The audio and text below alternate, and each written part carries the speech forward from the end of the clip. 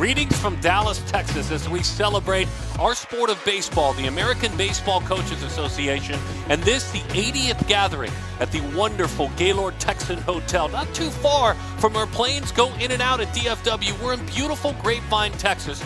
Perfect Game TV, wall-to-wall coverage, great guests for 3 straight days. The ABCA, born in 1945, and of course PG, a lead force in all of that.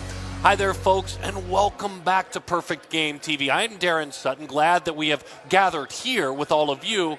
She's Danny Wexelman. You're always alongside. We're lucky to have you here, and we're lucky to finally partner with a group like this, to be the content provider, to do the live shows, because, Danny, in 1945, a couple of college coaches got together. How do we grow our brotherhood? And now there's sisterhood involved, too, in baseball, which we love. How do we grow it? How do we do more? Well, they started that in 45. There's now 8,000 members. This is the 80th convention. It kind of blows my mind when you think about numbers like that from where they started into where we are now. And I think about the people who come here for the very first time, their opportunity to see what this is all about, because it is a brotherhood and a sisterhood, and every single corner of the country is covered here. You're going to find people from every single space, every state, every city, because they all love the same thing, right? They love this sport and they want to learn from each other. You can walk up to anybody here, have a conversation, and go home and you're better for it. Yeah, 41 countries, 50 states, 15,000 members. 8 made it here of the 15,000 members, 8,000 members. Here's what I love about it, though. You could have a coach from Amarillo, Texas, coaching a high school program. Maybe he's a youth coach in Amarillo, Texas. And he walks right behind us to grab a cup of coffee next to Jay Johnson, national champion coach at LSU. Jay's joining us today, by the way. And they could have a conversation with one another. They could learn from, look, I've talked to D1 coaches that said, I've learned things that I've implemented in my program from a high school coach. The information flow is gorgeous here. Don't you think that's what makes our sport so special, though, is that you can meet anybody at any time, and they've learned something that you've never learned or you've never thought about, and it's a continuation of evolving the game. And that, to me, is the most important thing. We want our sport to evolve. We want there to be changes. Sometimes they're scary. Sometimes they're overwhelming, right? Yeah, for sure. We want to be able to evolve, and what better way than learning from people that you've never met from a place that you've maybe never heard of. So ABCA, they gather, right? The coaches get together. They exchange those ideas, but it's a lot more than that. The Expo Theater, where there is speaking going on, there is learning right there in present on stage. So much of that happens.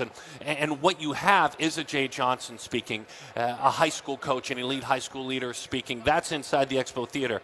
Then you've got the trade show, which you're doing business. That's the bottom line. You're doing business. So 350 companies, and we're at a place in our sport now where, and this is what's great with men and women inside the trade show, which is right over here, you've got cutting-edge technology all the way to mom-and-pop hat makers that are designing unique hats for their team.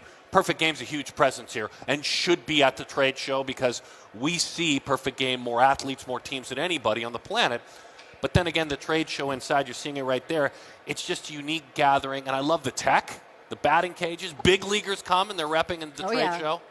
Okay, so free pens. You forgot to mention the free pens. A lot of free pens, a lot of free candy as well. But we were already walking through there earlier this morning. We're trying to scout some different locations for later today. And what I saw is really, really cool. And every year, all of the gear, all of the technology, everything just gets better and more innovative. And again, you're meeting people who are a part of this game, and they want to kind of create their own space and carve out their niche in what is such a large sport, and there's room for it. So when you're walking around and you're snaking your way through, you get to meet people, you exchange cards, you exchange information. I don't know if people use cards anymore. I think we still use cards. They still use cards. They do. And it's just really cool. And then you go home and you've met a handful of people that you didn't know, and maybe you go home with some gear or new technology for your program that's going to make your program that much better. Yeah, and some of them brand new businesses trying to grow, people that have come up with their ideas, invested their life savings in trying to jump into the sport of baseball, trying to grow businesses.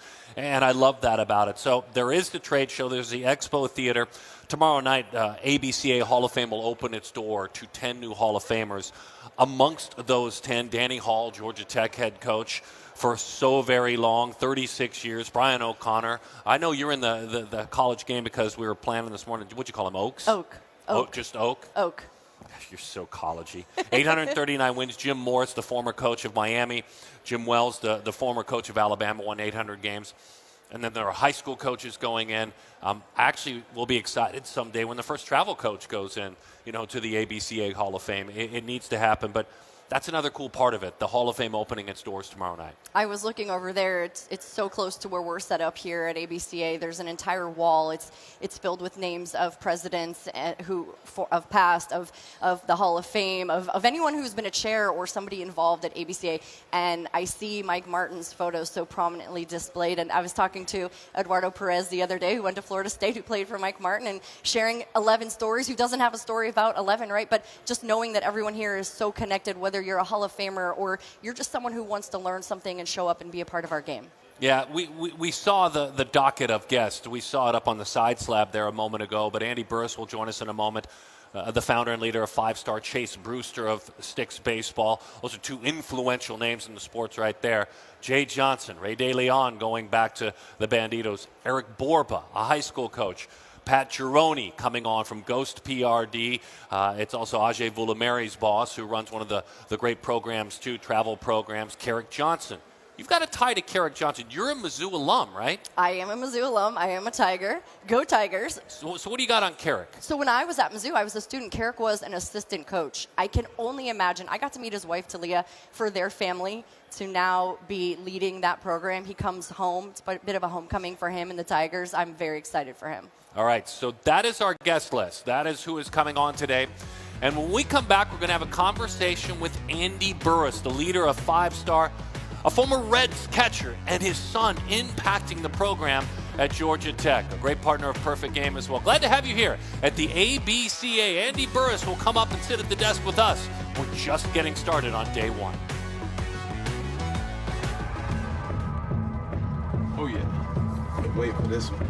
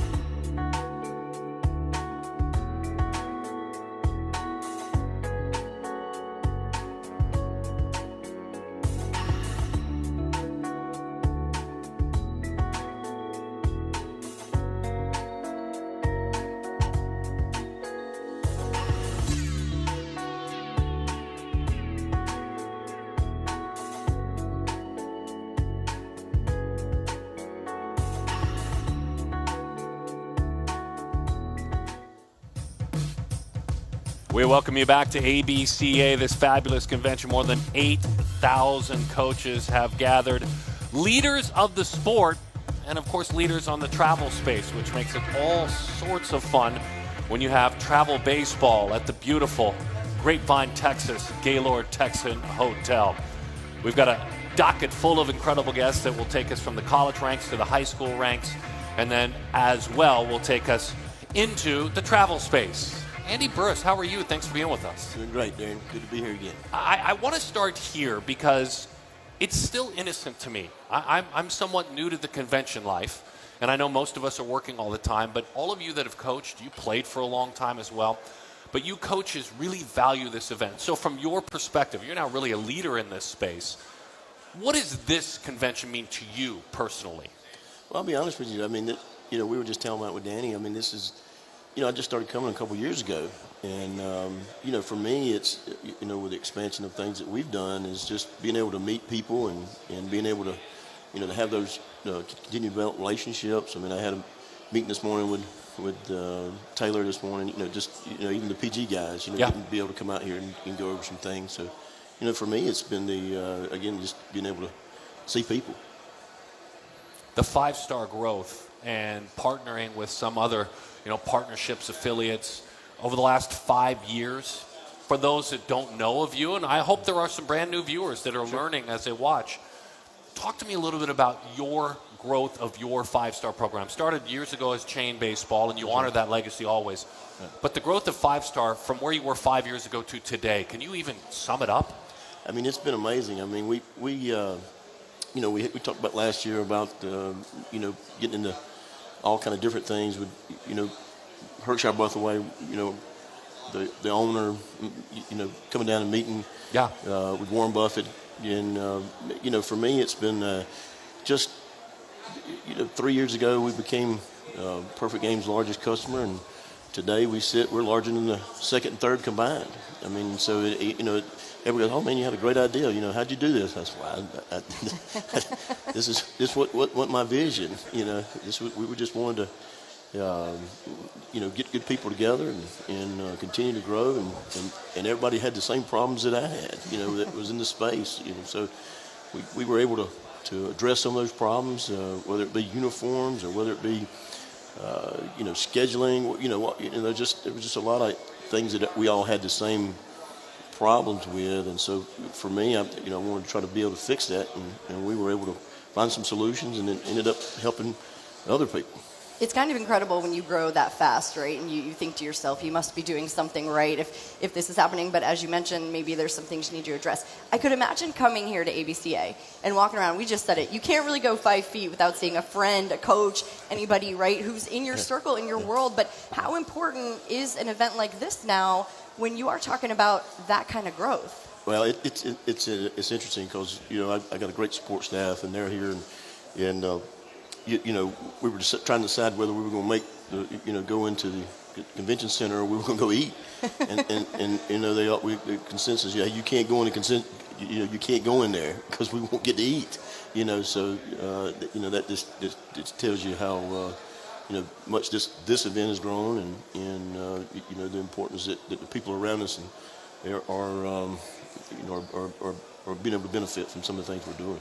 With the growth that you guys are having, and maybe you have some massive takeaways from here, but what's next? How do you go from what you're doing now and take it to maybe the next level you're hoping? Well, I just saw Rob just showed up, and the boss is here. Yeah, that's right. Spoke with Rick last night, and so actually he's sick and obviously he's not going to be here. But for me, it's being able to continue for us to grow together. I think one of the things that we've tried not to do is be greedy, and help, not only guys that are in the organization, but, there's some guys that have been on the stage or that are good friends of mine that are in the same space as we are, and we trade a lot of ideas, and we try to make sure that, hey, if there's something we're doing that they're not doing, and, to support them too. I love the alumni concept. I do want to point out, by the way, what we're talking about with the growth. Andy Burris and the growth of 5-star baseball. Georgia, North Carolina, Florida, Alabama, Puerto Rico, Ohio, Tennessee, Mississippi, Arkansas, Texas, Wisconsin, Key West. I mean, that's its own separate country from my mind. A 5-star Key West team. I've got to go down there and do a feature. So you have now that kind of growth going forward. But you have a core alumni of some really amazing players, the drafted players that have gone on, 120-plus drafted players. How important is it to you? How much do you love reconnecting with your alumni that remember those 8 a.m. games, those rides in the car where you all packed in and got. How important is it to reconnect with those guys? It's good. I was sitting every Friday, me and a guy that's a local banker of mine there, and we go and we eat lunch at Longhorns, and there was a kid that came in, and he came over and he spoke, and he was a kid from Savannah, Georgia, and didn't have a whole lot. Worked his way up, started a little JUCO, got his degree, and now he's, he was there with his wife, and again, different perspective, and my banker said, hey, man, that's got to make you feel good. Here's a guy that stayed at our house, and my wife took him to Sunday school and on Sunday mornings if we weren't playing Sunday mornings, and so for us it was always we were all in. And, I think it's been a great blessing to us as a family just to see these kids that have gone on, and, maybe we played a little part in it. It's interesting because you did play a part with the collab with the Top Tier Ruse crew, and you guys with the 5-star Top Tier Ruse, 5-star Mafia Top Tier Ruse, back-to-back Jupiter championships. And that, you just can't, you're not supposed to do that, right? It's a crazy event. It's out of control just to play deep. How rewarding is that for you to have the collab work well on behalf of the player, because that's the most important thing, and then to win that event twice? Well, years ago, Aiden Miller, which is Jason's son, and my son Drew played together growing up, and so they just started going around to the PG All-Americans and different things, and there's a lot of guys that can't, for whatever reason, don't make it to Jupiter. Their agents, say, hey, lay off for Jupiter, whatever it may be. And so, we were both kind of looking at our rosters, and Drew and Aiden came up to me. We were in Kansas City at the Under Armour event, and they just like, hey, Aiden said, you got to call my dad. Like, we got to put this together. And this was last year. Wow. And so that's kind of how that started. And then obviously with Andy Flesig, Jason's right-hand guy, and then Damian Moss and our guys that were there. They work well together, and we was like, well, let's do it again. And it was really impressive. To see those guys come together this year, because we didn't have the talent level that we had last year. But some really good players that came together on both sides, and obviously coaching staffs, work well together, and so we put it together, and man, it was a great run. This was more impressive than last year. Yeah. This year's, So, I was hoping we were going to get to talk about Drew for a quick second, just put you on the spot here. We've had a chance to get to know Drew for so long through Perfect Game. I think it's been a pleasure, to be honest. He's such a great kid. You guys have done an amazing job. Yeah. What's it been like having the chance to learn from him and watch him play during these really special years, right? He's going to be a freshman out at Georgia Tech. Yeah. It's, now I get emotional. Yeah. I noticed that. God bless you. Being parenting, and early on, my whole thing was I just wanted him to make sure he was good enough to play on one of our teams. That would have been a tough issue for us as a dad, and me coaching a national team and he not being able to play on it. That was the worry early on, and he's been a huge part of the growth of what we've done. I just walked over and saw him on that ABCA. I didn't even realize he was on that thing. We were over there watching, waiting on us to come up here. And he's on some All-American thing over there, from ABCA. So anyway, it's been he's such a great kid. He is.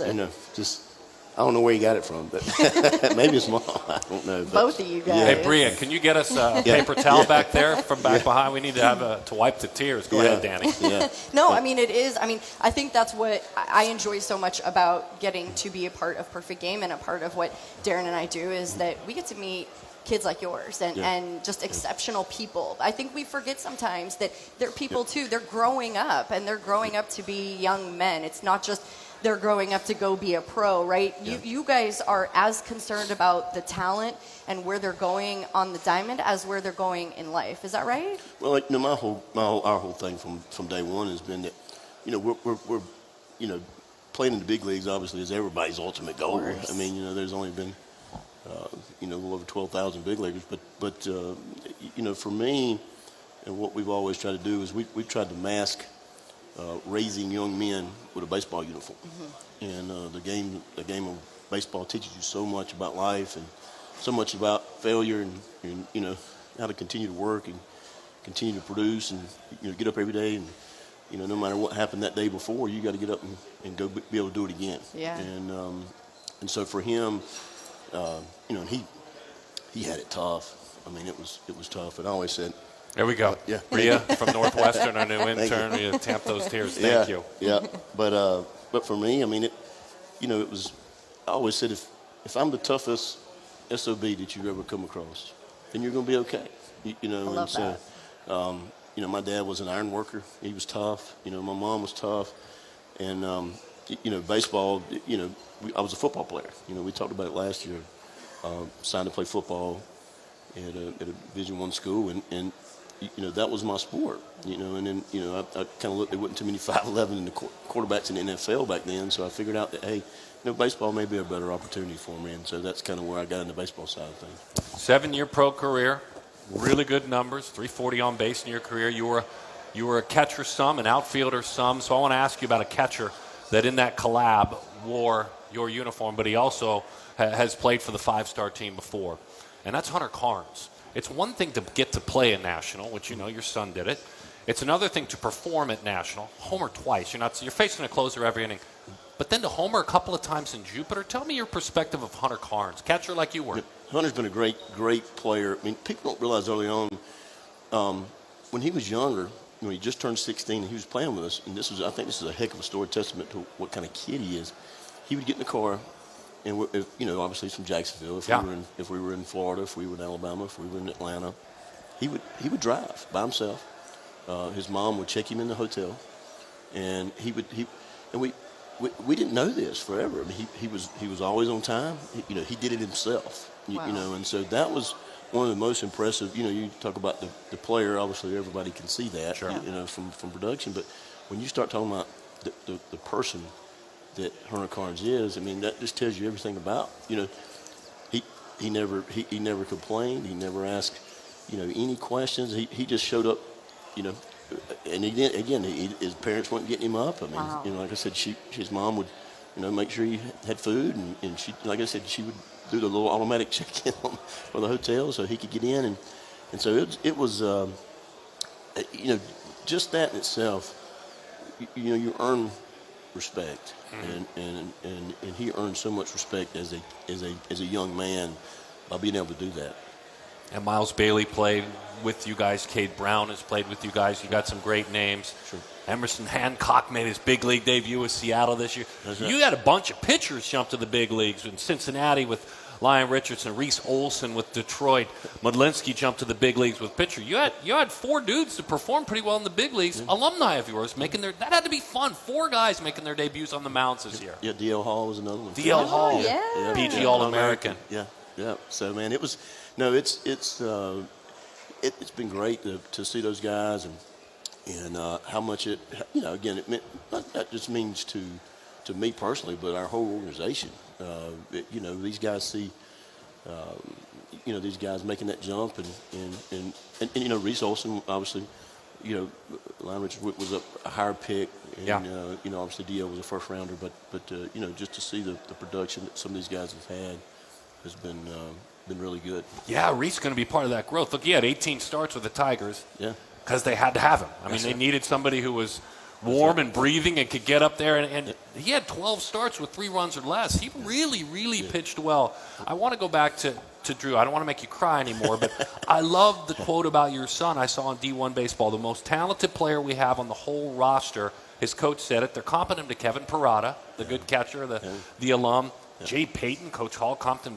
I mean, these are huge comps. How often do dad and son talk? You know, it was funny. Coach Hall and Coach Ramsey both have been very supportive. You know, I mean, that's a tough jump for any kid. You know, he got a great. You know, we talked about it. You know, I figured. You know, I went up and watched him play some of the games and had a couple scrimmage games, and you know, I figured. You know, he was probably 320 or. You know, 330. You know, just from watching and Coach Ramsey called me. He goes, you know, he hit 420 on the fall, and I was like, no, I didn't realize that. And so, and Ramsey called me one day. He goes, I've never called a dad, and he goes, but we were just talking about some swing things, and he says, it's the first time I've ever done this, and but I think it's a respect type thing. I mean, sure. We've been out with these guys for many years, and before, they know I'm harder on him than anybody, So a lot of times it's one of those deals where they're trying to, hey, just take it easy. We got it. A little bit of this, right? Yeah. Letting him go. He's so strong and independent. They're talking like it's his team, which is a huge compliment. Yeah. The leadership is incredible. Your leadership, amazing, Andy. We really appreciate you coming over, man. Yes, Thanks sir. for stopping. Yes, sir. God bless Thank you and your family. You're the best. And continue to grow with PG, man. I know they're excited to have your leadership and partnership to come on with all the great things we're doing. Well, and that's one of the things that I will say that I've gotten a chance to meet with the new leaders. With Rick and Rob and Karina. And I mean, what a great vision that they have for Perfect Game coming up. And, it's exciting to me to see the vision that those guys have and the direction that PG's going right now. Good stuff. Good stuff. Andy Burris, 5-star baseball. Incredible what they're pulling off there and the growth as we talk about it all around the country, down in Puerto Rico. Really amazing to see what's going on. So when we come back, we're going to continue to talk to one of the key voices in all of baseball and travel baseball. We'll go a little bit further to the other side. We'll go to Arkansas. It's Sticks Baseball as Chase Brewster will join us.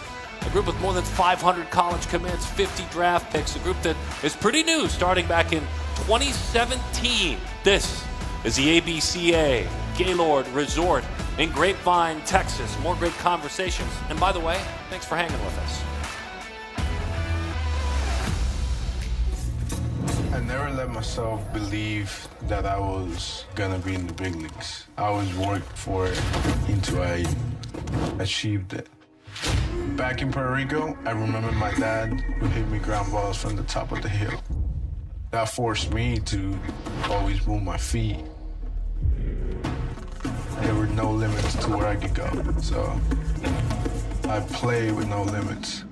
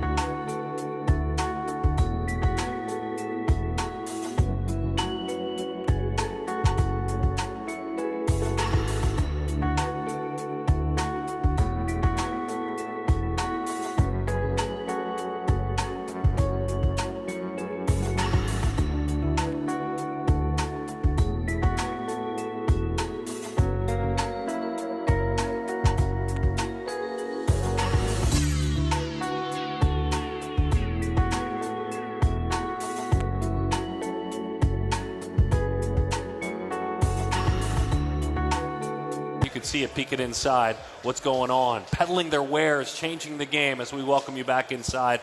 And I'm excited to have this conversation because Chase Brewster, who leads the Sticks program, Arkansas-based, but players from all around, border to border that area. You had me on your podcast. You're like a crazy content creator. Chase, thanks for hanging out with us. We really appreciate it. Well, I appreciate you guys having me on. So there's all these players, there's all these big league alums. But I'm more intrigued by your podcast. Let's pump your podcast first, and then we'll get into your program. Tell me what drew you to content create, because you're darn good at it. Well, I appreciate that. It means a lot coming from you, obviously. I think I got a great group of friends, and I think all we had to do was hit record, and we were able to, show the world what it's like to talk to some of these people. We've been very fortunate to have some great guests on. Jesse Cole's coming on next week for our finale, or in 2 weeks. So we've done some really good things, and the views have been incredible. I try not to look at them, but when you start getting over 1,000 a week, it's been awesome. So ours did great. And I had a great time getting to know more about you. So I've also been able to become fans of guys like you and Ryan Brownlee, and just people that help out behind the scenes have been an amazing experience as well. My wife thanks you because you allowed me to talk about myself. For that day, at least, I didn't talk about myself as much. So thank you. Sticks baseball. Look, so quickly this thing has grown. It's hard to believe it started in 2017, okay? 500 college commits. You're up and over 50 draft picks. Take me back to the 2017 time frame. What led you to want to build what is now one of the better programs in the country?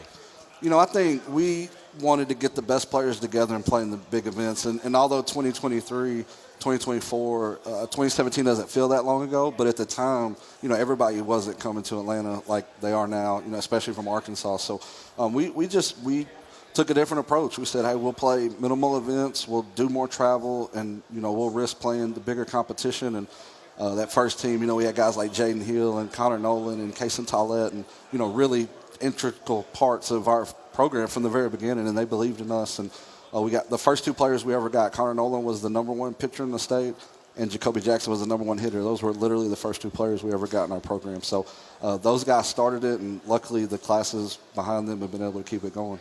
That has to be so exciting for you to see that kind of growth and to watch what your program's been able to do. And it's often because of the people, right? You've got the infrastructure, you've got the people. Obviously, you have to have some success, right? There has to be a recipe, so to speak. But, going back to a little bit your podcast and you learning and listening to people and growing, what have you learned since you started this organization to now? What are some of the big points that you're like, oh, man, I didn't realize we were going to learn all this? I think it's cliche a little bit, but just trying to treat people right. Coach Cunningham's here, he's watching his kid play with us. He's a head college coach. If a kid like his son, who's one of our better infielders, if he makes 2 errors, we're not berating him. We're not taking him out of the game. We're not calling somebody up off another team to replace them. Kids aren't robots. They're going to play bad at times, even the very best ones. And, we try to carry 11 position players, which is not normal in what we do. We carry as many pitchers as we can fit and 11 position players. So we let them work out of funks, and they're going to play bad at times, but we give them a chance to come out of it. And it's just treating people right, and we've pitched it really well for 9 straight years. And those two things have given you a chance to win at the highest level. I'm always curious, too, and it's something I hope to learn a little bit more while we're out here this year at ABCA, is the growth of the game and how travel ball has changed and how organizational baseball has changed a lot. And there's so many different paths, and there's so many different teams now and ways that you can play this game and try to better yourself. We just had Andy Burris on and 5-Star and learning about, it's not just about the player, right? It's about the person, too, growing men. So as far as the landscape goes, how has that changed and grown throughout your time with Sticks?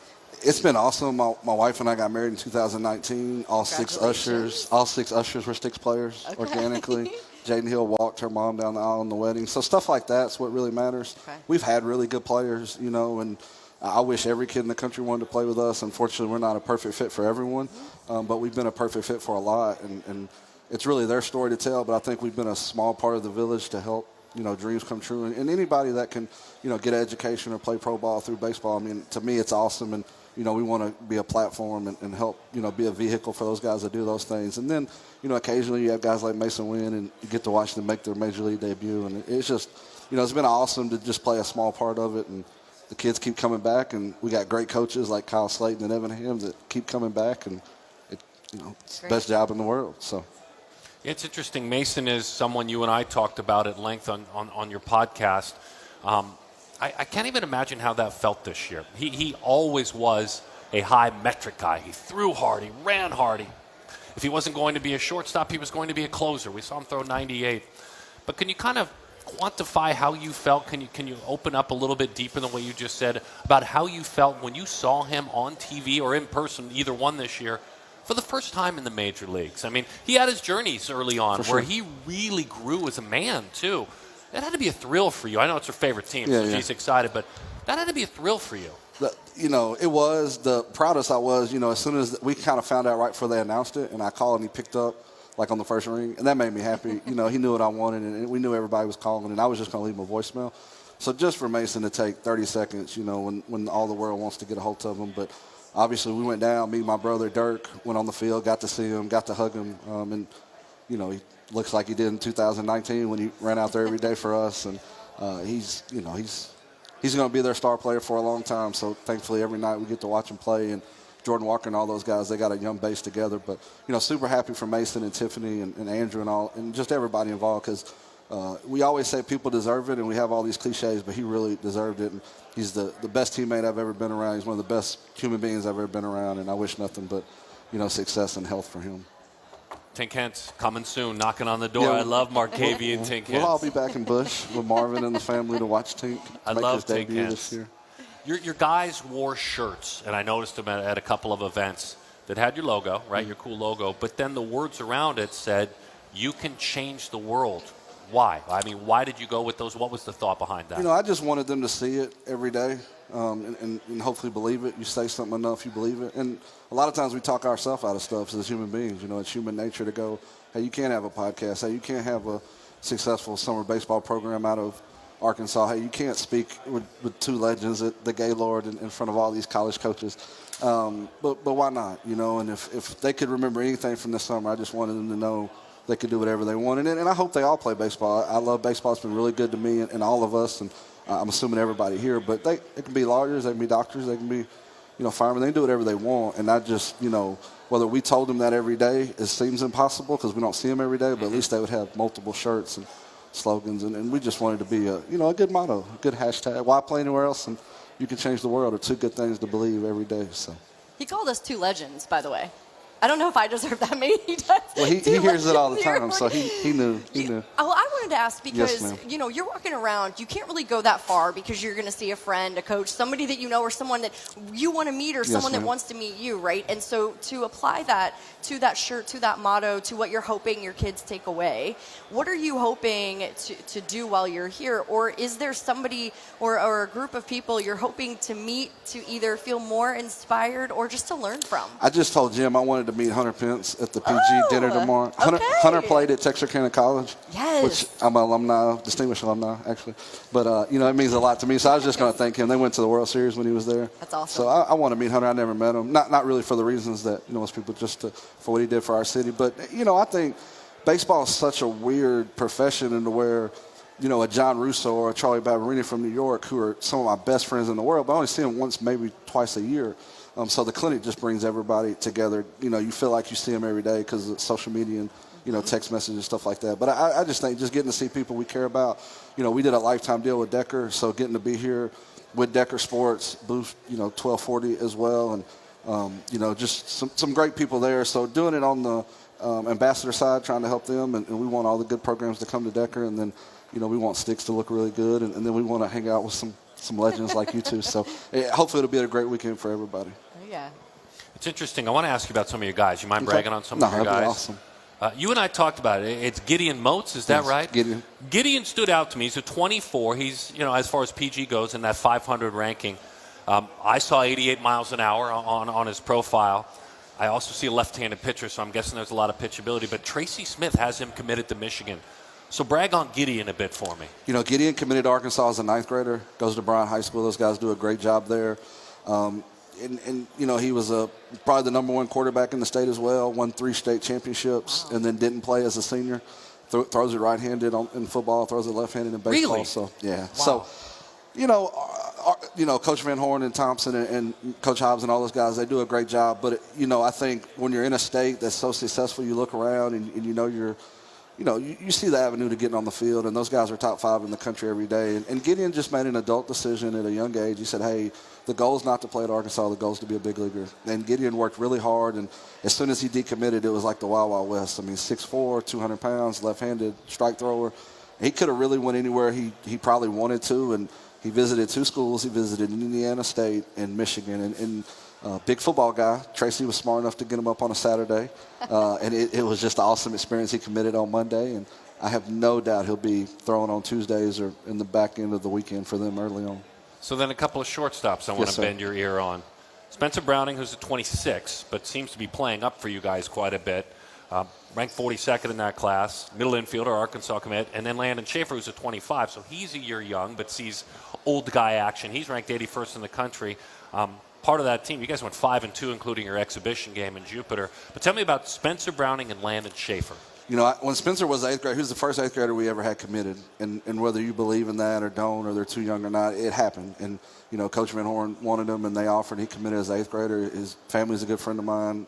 Dad's actually a business partner of mine in some other ventures. So I've said on record and off record, I think Spencer's got a chance to be the best player we've ever had. And we've had some really good ones, especially at shortstop. But as a 10th grader, 6'3", 8 runner, 92 off the mound, he can do anything athletically that anybody in the country can do. And he's got the greatest parents in Crystal and Kevin Browning, and he's got some great guys around him. He's worked really hard, and athletically he's blessed, and off the field and mentally he's in the right place. So I think Spencer's going to do really good things. I think he's got a shot to make USA, and obviously Schaefer's a Team USA guy. Landon, what people forget is baseball's so hard. Landon played up as a 16 with us last summer, all summer. It wasn't near as great as Landon wanted it to be every day, but he was steady Eddie. He stayed the course. When it was bad, he got out of it. When it was good, he never got too high. And, if I ever had a kid, I hope he acts just like Landon. If I don't show up tomorrow, Landon can run the sticks. They'll get what they need. You know, his dad's the associate head coach for the women's Razorback team. So he knows organization. He knows being on time. If we don't hit an hour and a half before the game, Landon's in the group message going, where are we at? Why aren't we hitting? We literally start hitting earlier now because Landon wants as many rounds as he can get. So they're both awesome. We're going to be really good in the infield next year. Nico Taylor going to Cal's playing with us. Jackson Aiken just committed to Oklahoma. We're playing next week in the MLK tournament. We got Grady Emerson playing with us, who's the #1 player in the country. We've heard of him. Yeah, he's special. So we've had really good shortstops over the years, obviously. Mason probably at the top of the list. Drew Dickerson this summer, and Spencer and those guys are going to keep it going. And we have a freshman named Jackson Adcock from Oklahoma he's extremely special. And for the foreseeable future, we'll be really good up the middle for a long time, knock on wood. I'm hearing about all this talent and all these guys and the way that, every single year it seems like you have the next guy that's going to be your best guy. So there's a lot of evolution going on with your team, but also within amateur baseball. What are some of the characteristics? I mean, you talked a little bit about it, but some of the characteristics that your best players have, because I know, first of all, there are a lot of people watching right now. There's parents watching. There's kids who maybe want to play in your program. But what are those characteristics that separate your best players from everybody else? Well, if any of the best players are watching, we'd love for you to play with sticks. That'd be awesome. But I think that, it's one of those things where you got to know that it's competition. Everybody thinks they're a shortstop. Everybody thinks they're a 3-hole hitter. Somebody's got to play second. Somebody's got to hit 9-hole. And, I think it's not a bad situation when it doesn't start out great, and it's a long journey. And for the guys that are there for the right reasons and want to play in college, the goal isn't to commit. The goal is to get to college and provide value to your program. And our guys have been able to do that because they played the schedule through perfect game events and other stuff to be ready. So we're hopefully for the next foreseeable future, it'll be young guys that want to compete and travel and get after it a little bit.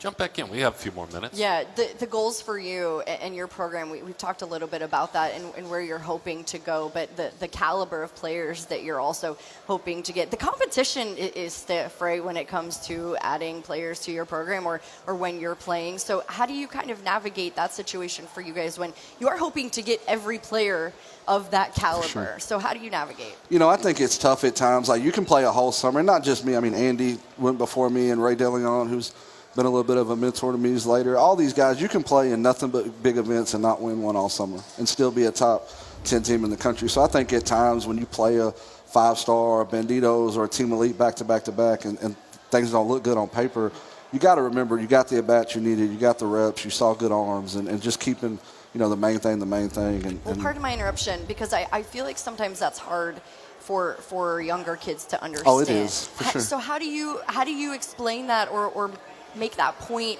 in simple terms for them to really grasp? I think the way we've been able to do it, even back to like when Braylon Bishop and those guys played with us, was just really knowing that the pro guys are there every day. So you really don't have time to feel bad for yourself because it can cost you in the long run. If you're committed to a college, and there's guys that look like no doubt pro guys like Andy's son, ends up at college and, there's colleges every day there. There's pro guys there. I mean, you got to be an adult at 15, 16 and carry yourself. You're a walking resume, essentially.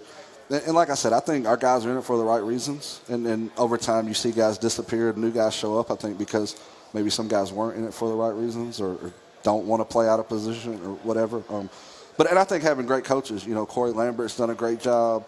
We just picked up Blake Baxendale, who's awesome. Tanner Rockwell, Dirk Kinney, Tyler Sawyer. Literally some of the best people in the world. I got one of the best jobs in the world. I get to work with professional and college type coaching. We get to coach some of the best players in the country, and we get to help kids live out their dreams. So it's been a blessing all the way around. You're amazing. Thanks for coming up and hanging out with us. Thank we you really guys so appreciate much. it. We really, really do. Chase Brewster and the Sticks program, what a great history. And again, to think that they were born in 2017 with what they pulled off. Jay Johnson, the head coach of LSU, is coming up right around the corner. We also have Ray DeLeon of the Banditos. We have Eric Borba of Orange Lutheran, Pat Gironi of Ghost PRD. Kerrick Jackson of Mizzou is coming on. Tommy Hernandez of the Dallas Tigers, and Duke head coach Chris Pollard. It's a loaded show here at the ABCA, the fabulous convention, the 80th edition. And Perfect Game TV is honored to be here, as we said, right in the flight pattern of DFW, and all we're talking about is baseball.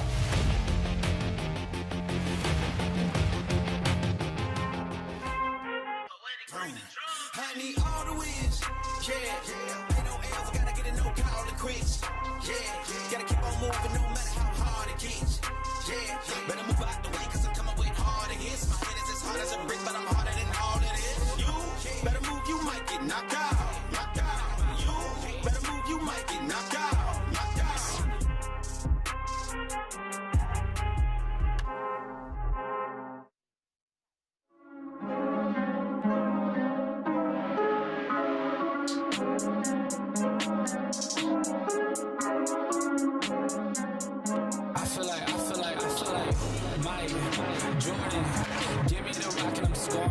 Hey, came from the bottom, that's foreign. I swear that I'm up for the sun in the morning. I told him this ain't a game.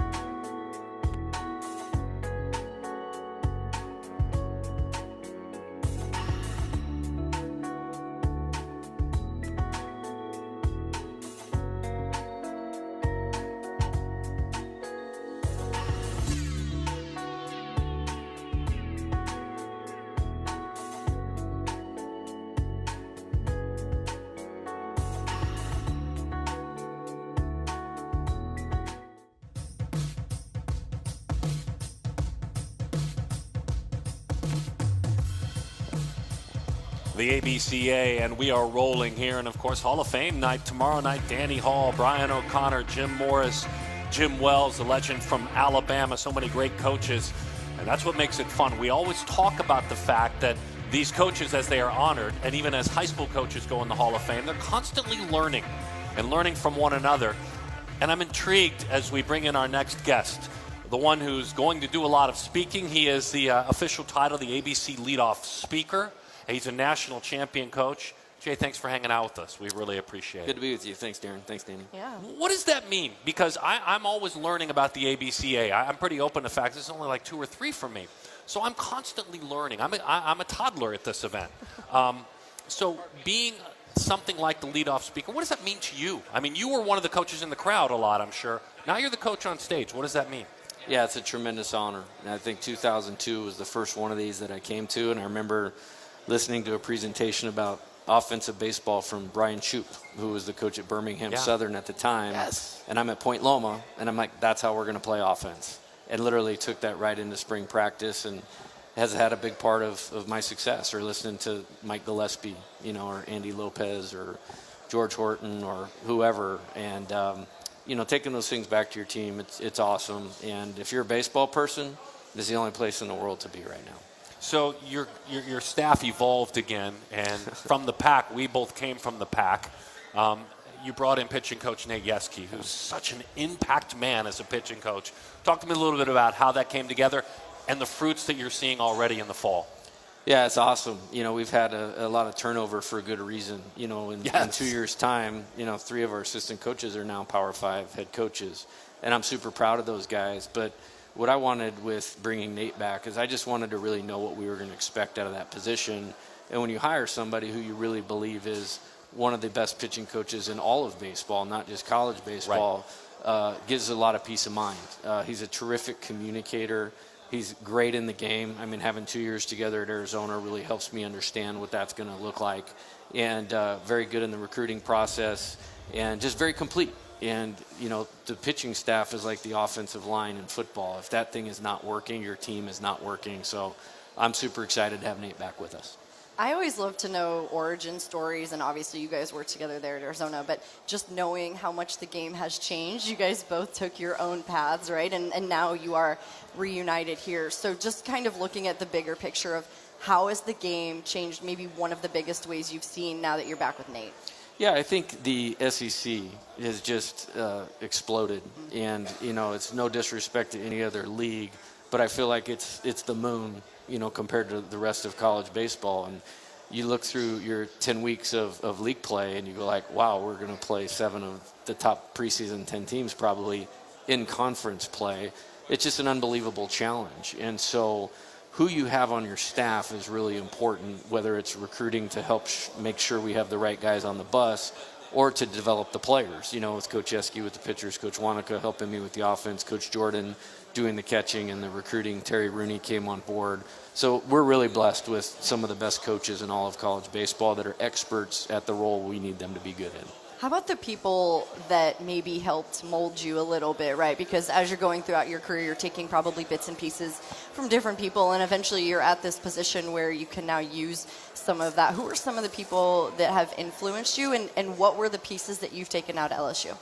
Yeah, I appreciate you asking me that question. I don't often get to publicly talk about those people, but the first great coach I had in my life was my dad. I mean, he was an unbelievable high school football coach, high school track coach. I mean, he didn't lose a track meet for like 10 years. And so, growing up in my house was like a clinic every day of how to be a leader. And then from a coaching standpoint, my college coach, Scott Sarver at Point Loma, I went from playing to immediately coaching. And he's like, here you go, recruit, coach third, run the offense, do practice plans. And at 24 years old, not many people get that type of autonomy. And it helped me make a lot of mistakes and learn from those mistakes and view the game from a different lens. And then, Rich Hill at the University of San Diego at the time, who's now at the University of Hawaii, going there and spending 8 years with him completely changed, the course of my life and career, because I believe he is one of the best coaches in all of sports, not just college baseball. So your ability to influence the sport grows and grows, but the landscape of the sport has changed completely.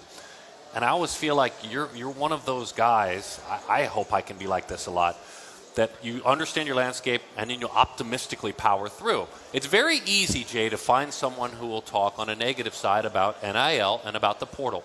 You don't have to look very far. Yet you have understood the landscape and used it to your advantage.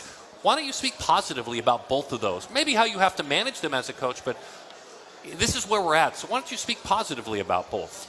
Yeah, I think any type of rule change, and I've been doing this long enough now that things change. And I've never really got caught up in, do I like it? Do I not like it? It's like, okay, what is the rule?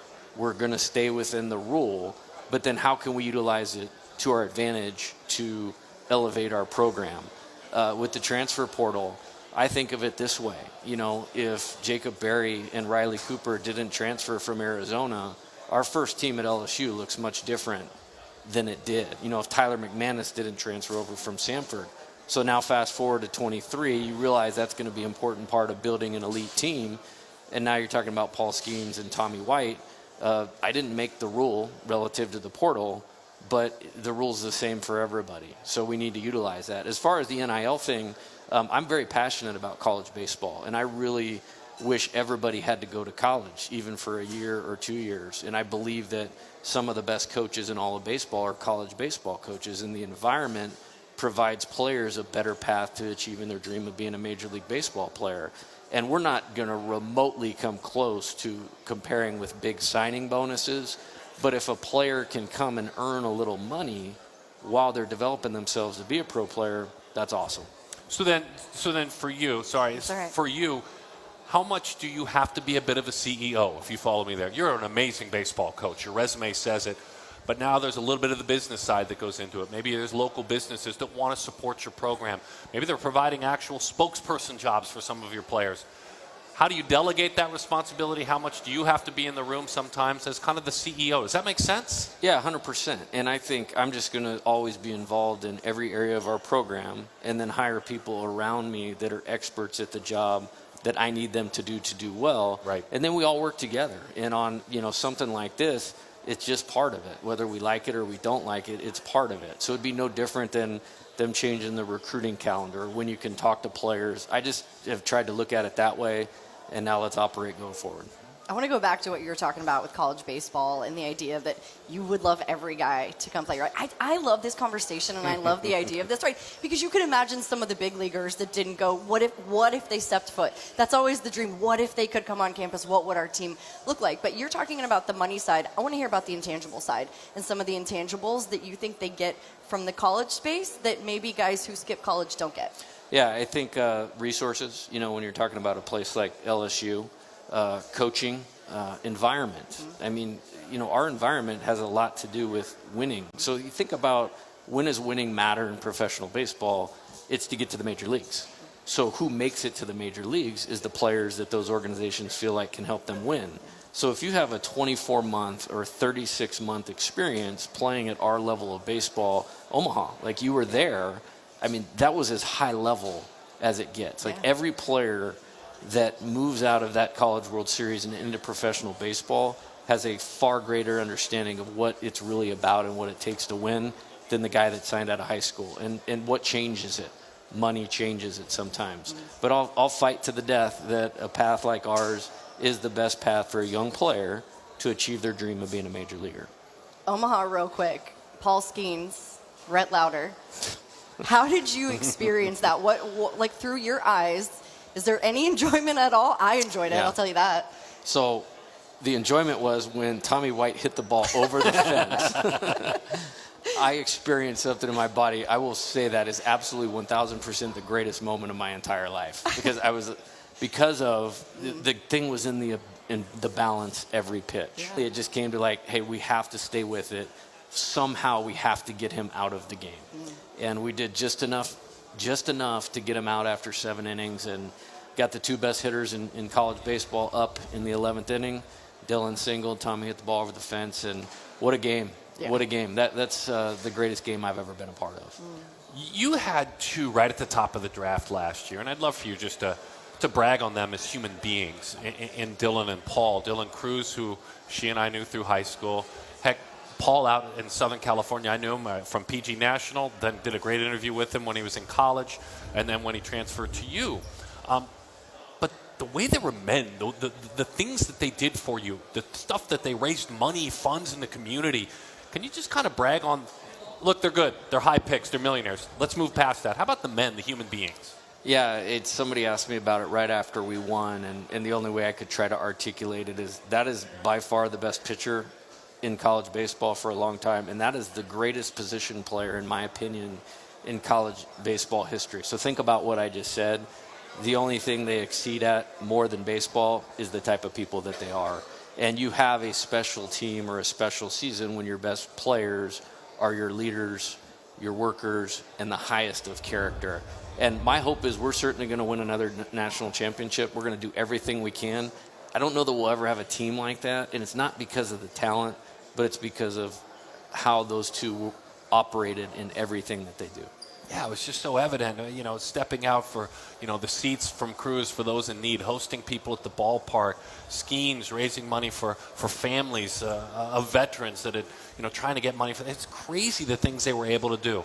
So let me move to this year's team. What's your catching situation look like? You've got 3 really great candidates. You may tell me I'm missing a couple, but you've got, Travinsky can jump back there. Neal can jump back there. You've got some really good candidates to catch for you. How'd that go in the fall? Yeah, great. That is by far the part of the team I feel the best about is we have 3 catchers that got significant experience on a national championship team. Brady Neal as a freshman, outright won the position and got hurt and missed the back half of the season, but I'm very confident in him. Alex Milazzo is, in my opinion, the best defensive catcher in all of college baseball that became a terrific role player for us offensively. And then Hayden, when Hayden gets going, there are very few hitters in the country that are as dangerous as him. And outside of Dylan and Tommy, there wasn't a more impactful piece of our offense during the stretch run last year. So they're all going to play. We're doing some different position stuff with a couple of them and really excited about that part of the team. I want to hear a little bit more about that, but I wanted to go back really quick because we're talking about these high character, high caliber players, right? It is a different level, and the SEC is a different level. And so when you think about these guys stepping on campus, they obviously have major talent, but they're not who they are in Omaha. Correct. How do you take them, or how do you get them to buy in to play the way they did? Like, what kind of characteristics do they have that help you get to that point? Yeah, I think that's our job in coaching. Yeah. Is what's the roadmap, to help the player play at their max capability and for help the team play as good as it possibly can. And so we just laid out a really simple roadmap for last year. The first part was being selfless. I mean, you're looking at the number 1 recruiting class. You're looking at the number 1 transfer portal class. You're looking at a bunch of returning players from a 40-win team in 22. How are you going to sort all of that out? Well, we need to be great teammates. We need to always place the needs of the team above our own. And so we went back and looked at the teams from LSU that had won national championships, and you'd be amazed at some of the stories. Warren Morris, the most iconic hit in all of college baseball, walk-off home run to win the 1996 national championship, he redshirted in 1993. So think about if Warren Morris, kind of took his ball and went home, that hit never would have happened. And would LSU baseball still be LSU baseball? Coach Bertman probably would have got somebody else to hit the home run, but you get the point. Yeah. All right, so for the team that you do have, we're talking a little bit about the depth of your team and where you guys are at. What's the conversation that you have with them to turn the page? I watched some of that press conference. It was out the other day, and your guys talking about that was last year. We're moving on, but what do you say to them specifically to make sure they know that? I think it's about being mature in how you approach everything. And mindset is something we work on 365 days a year. Yeah. So last year will always be special. And when there was time to celebrate that, we did. Unbelievable ring ceremony, unbelievable celebration when we came home from Omaha. But then the most important thing that this team will need to do is forget about last year. Yeah. And we're at that time right now. And it's about approach. It's about maturity. And so every day working on mindset, I think they have a really good understanding of that. And so there's different challenges that come along with it. I think probably being the preseason number 1 and holding that for 12 straight weeks, like we kind of took everybody's best shot last year. Yeah. And so I think we're uniquely prepared to do that. But there's going to be some important things. It can't be, hey, you won the championship, and then now the player's going like, I'm going to get mine now. Like, is that what keeps you up at night? I'm a good sleeper, believe it or not. I mean, okay, good. I'll work 17 or 18 hours a day, but the 6 I'm down, I'm down. Love so, that. yeah. Okay, good. They're giving me like 45 seconds, so I don't want to be unfair to Cam Johnson. But how's Cam Johnson doing? We got lucky. He's pretty special talent. I mean, in High School Showdown last year, that feature we did, and then the mind. You saw the feature, I'm sure we did. It's 97 miles an hour left-handed with like 20 inches of horizontal with the right head, with the right heart. He's special, and I'm really glad that for once the pro team's messed it up. Yeah. Is he going to steal some major innings for you guys? He's ready to do that. That's outstanding. Coach is getting a call. He's got to hit the road. He's got important things he has Hey, to thanks do for here. hanging out with us. I know you got a lot of responsibilities here. We really appreciate it. Thanks, Darren. Best of Thanks, luck Darren. to you. Go win another national championship. Head good coach to me. Jay Johnson joining us on an incredible show. When we come back, we'll chat with Ray DeLeon, the founder of the Banditos program, based in Texas with a very rich history. You're going to disconnect. You're going to go out on the floor. You good with that? I'm going to go to the floor. Danny's going out in the convention center. She's going to be out at the trade show floor. Certainly excited to have you hanging out with us here at ABCA. What a wonderful, this 80th gathering on behalf of Perfect Game TV. We're going back to travel baseball when we come back. Ray DeLeon will join us. Stick here. What's going on, guys? I am with Soldier Sports, and they just newly released their Tank BB Core Drop 3. The pop is insane. It's got an incredibly good feel. Feels a little bit like a Voodoo with that balance feel. The hand is great, little flare knob. But we're going to take some swings here, check out some exit of those, and see how it tests. 97. 99. So as you can see, I mean, this thing's hot. It's got great feel. I'm really loving it. So go check it out. Soldier Sports US. Let's go. Being in the wild is the best when you're with your family. We do all kinds of different things at camp. Go fish, surf, dive. I think I'll probably be coming out here the rest of my life.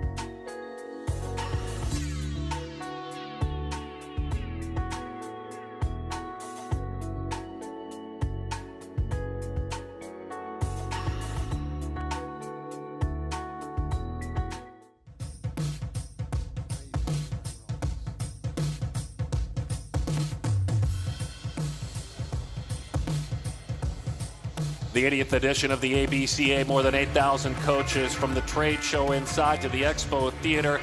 Such a rich history. This event certainly was founded back in 1945 when a couple of college coaches said, we gotta grow the sport on that side, so let's grow it on the travel ball side.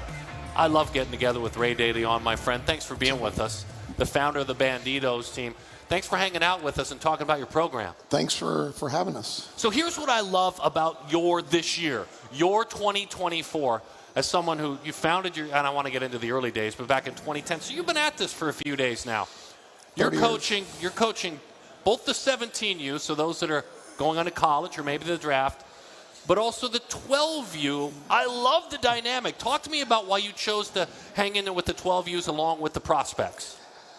It's just our culture. You know, we like breeding our kids at an early age and keep them as they get older. Our philosophy is different. It's a lot easier to recruit one or two kids than a whole new team once they get to high school. And, you know, we teach them to play in the grease. We try to play the best baseball we could find. And, you know, we push our young talent to maybe one day become part of all this, you know. It's interesting. So here's what I see, right? The 12U De Leon team ranked number 1. Yes. The 11U team ranked 6. The 13U team ranked 1. The 15U team ranked very high. The 17U team ranked 7th. I guess culture. I'd love to learn about how it's good to see your older brother, even if it's not technically your older brother, but to see the other guys, the older kids, the standards they work with, and it affects the younger kids as well. All those programs at all age groups ranked really high. Like I said, our culture is a little different. We're a little tough love. We push our kids at an early age to become, the best ball players they could be. Like we always say that we never cut kids, but we'll make them quit, right? If they want to be on the team and with a role, well, we got that role for them. But if they think they deserve more playing time and they want to go somewhere else, then you can go somewhere else. But we leave it to them. But at the end of the day, it's about, breeding our future. Because, anybody could email 1 million kids from all over the country and get the best players and put them on a team. But those teams most likely don't win big national championships. It's the homegrown teams like ours that we try to keep it, within our region to compete. Yeah, and I'm seeing that. Look, I'm looking at a recent 17U roster. Some of your guys, I see a couple of Houston commits, an Alabama State commit, Arkansas, Baylor, Houston. They're all local players to your area. That is important, huh, to have that local feel? How could you not? It's Houston. I mean, it's one of the hotbeds in town. You're really pulling from a deep pool. But they still have to trust you to stick with you because I'm sure they're getting asked to go play elsewhere. Absolutely. But there's a lot of programs. There's plenty of good kids to go around. The College Station 12 do a great job. The Houston Heat. There's a lot of great programs. Even HP, they all do great things, and we're all in this together. It's tough to compete with the Canes and the U.S. Primes of the world these days, but we tend to play in those type of games because we teach our kids a different way. We as young talent, and we keep the same kids as much as possible. It's interesting. I look at some unique athletes that have come through your program, whether it be for a brief time or for a long time. And I got to stop at Colton Cowser because a player like that who went to Sam Houston State, a mid-major guy, a self-made player, to me that kind of reps who you guys are. And now he's in the big leagues. He's a different guy. He's one of the guys that we picked up for 2 tournaments or 3 tournaments, and we really don't know him as well. But the time he was here, he just got that swag about him, like he could hit, man. Yeah. And he's, he got better as he got older. And when I was able to get him for those 2-3 tournaments, I mean, it was special watching a kid like that. You knew he was going places for sure. How many years have you been at this? About 30, going on 31 years. Okay, so in the early days, you founded this group back in 2010, but prior to that, what led you to do this? My degree's in criminal justice. I didn't want to be a cop. I just thought that, I could reach more people and kids if I got into the baseball industry. And I just fell into it with David Macias, was Vanderbilt. He's a coach right now for the Padres. Danny Amendola. Those guys is what started this program. Danny Amendola is a receiver, you know. And Macias, they're the founders really of Bandito baseball. I started with them too and just built it to what it is today. And so back in 2010 with those 3 men, you included, what were the early days like? Talk to me, let's story tell just a little bit about what you remember with some of those just starting out moments, because travel baseball was still just starting out back then too. Well, I remember beating Kershaw, the Dallas Tigers. We beat them 1-0. And Clayton Kershaw, right? Clayton Kershaw, 1-0, and it's just come a long way. I mean, there's so many great programs out there. Like I said, the whole country has got tremendous talent throughout their regions, and like I said, nobody does it better than the Canes, of course. Jeff does a lot of, everybody thinks we hate each other, and dude, it's just it's a mutual respect. Look, do I want to kick his butt when I play him? And does he take one of my players here and there? Absolutely. But you know what? It's baseball. It's like the portal, right? I wish there was a youth for the portal, which I might start here soon. Yeah. Have a youth platform, and instill the portal to it where kids could, but it is what it is. I mean, travel baseball's come a long way. I mean, Perfect Game has done wonders with where it's at today. And I mean, there's nobody better than Perfect Game for sure.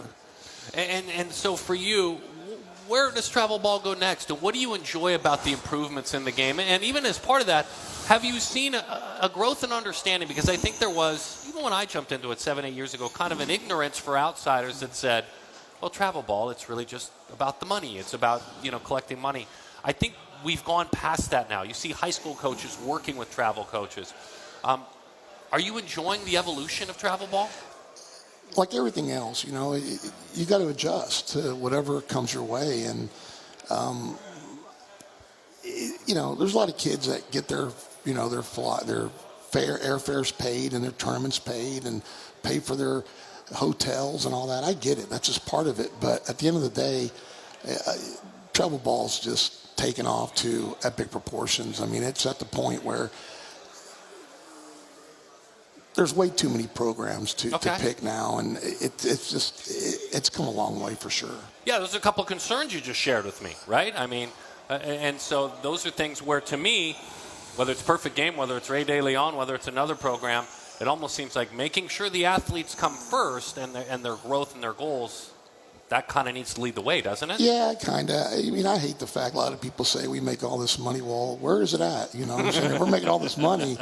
I mean, like I said, Jeff Petty puts more work into this, or the U.S. Prime guys, or the College Station 12, the Hunter Pences of the world. They all work their butts off. Right. Brewster was on here earlier, and he was telling you the same thing. People say there's a lot of money in it, but not in this day and age. There's way too much free rides and competition, and to be charging a lot of money to, if I charge what a lot of these other places are charging, shoot, I wouldn't even be sitting here with you right now. I'd be in Bahamas somewhere gambling or something. That doesn't sound as much fun as coaching kids. That's not as rewarding. All right, let's talk a little bit about your Hall of Fame memories, meaning if I'm going to give you a few minutes to talk about your favorite players you've ever coached, roll some of those players out for me, please, that have gone on to do special things. Paul Goldschmidt, of course. He was a 165-pound second baseman his junior year in high school and batted ninth in my lineup. And you remember him. He played here in Jupiter with us, and he just came on. Come on, he's a Hall of Famer. There's a lot of great kids. Anthony Volpe played with us since he was 10, and then last year he played with the Canes. But he's another special kid, great makeup. But I got a kid now that's going to absolutely – I'd quit my own program if I didn't tell you this is the best kid I've ever seen against or playing with me is this Tyler Early kid. Okay. You know him. He's 190 pounds, 6'2", left-handed hitter from Houston now. He moved to Houston. He just got all the tools and then some, like tools on steroids. You know what I'm saying? He's got like the beautiful body, the moxie, the makeup, everything to be the best player I've ever coached ever at this age. So that 12-year-old team's special for sure. Yeah, what a huge compliment that is. I mean, when you're talking about a player that special. Talk to me about how you evolved in your communication with families and parents. I mean, obviously that matters. They're your clients. The players are your clients in a way too. But how have you grown in that area in communicating? Just being honest with them, man. You just got to tell them the truth. I know that's hard to do sometimes as coaches, is we don't want to hurt people's feelings. Right. But, we come into this simply. When a kid tries out, we tell every parent that their kid's only half as good as they think they are. And if they walk in with that mindset, then their kid's got a chance to go a long way in this game. Because at the end of the day, all of us parents have blinders on. I got 3 girls that are volleyball players, and I think they're going to be on the U.S. Olympic team. And my wife says, hey, they're only half as good as you think they are. And I get it, having my own kids of my own now. These parents have to understand the truth, and it's tough for coaches to translate that to them sometimes. And like I said, you're dealing with a lot of kids, and you don't want to hurt their feelings. And like I said, we're misunderstood in a lot of ways because, a kid loves you while he's in your program, but as soon as he quits or something happens, well, you're like the worst person in the world, So right. You give and take with it, And like I said, as coaches, we make mistakes. We're not perfect. You're not perfect. Nobody's perfect, but we try to do it for the kids for the most part and make them understand that, the higher level you want to go in baseball, you got to work at it. And that's basically what we do, you know. I saw you shake hands with Jay Johnson as he walked off stage, and you guys exchanged a brief conversation. How often do you find yourself hearing from college coaches checking in on athletes? Every week. I mean, Jay Johnson and I go back when he was in Arizona, before Arizona, and we've always kept a mutual relationship like I do with a lot of my coaches. I mean, Todd Whitting down in at U of H is one of my, I would say, besties, and he does a great job for where he's at. And I mean, you got the Pierces and the Tulos and all the coaches of the world, and it's awesome to have relationships with those guys. It's good to sit down for a couple of minutes and talk baseball with baseball people. It doesn't get better than that, for sure. You like the new recruiting rules, the communication a little bit older with the athlete outside of the 12 and 13-year-old commits. Now those days are gone. Those days are gone. You like the new rules? Yeah, it's all right. I mean, I started that 20 years ago when I had 8th graders commit all over the place. So I guess it's my fault, but it's a good rule. But you better be on your A game, because as soon as your junior year comes and nobody's knocking on your door, you're like, oh my God, you're in trouble. I don't know. It's just like you said, it's a different time of the world, time of the year where we live in a different baseball arena. I mean, there's the portal, there's this thing, and there's everything. So you just got to keep up with the process and do whatever you can with it. And those are rules. We got to live by them. I guess I would throw out there that maybe it allows a late bloomer to bloom, right? Yeah, you would think, but those are kind of far in between as well. I know.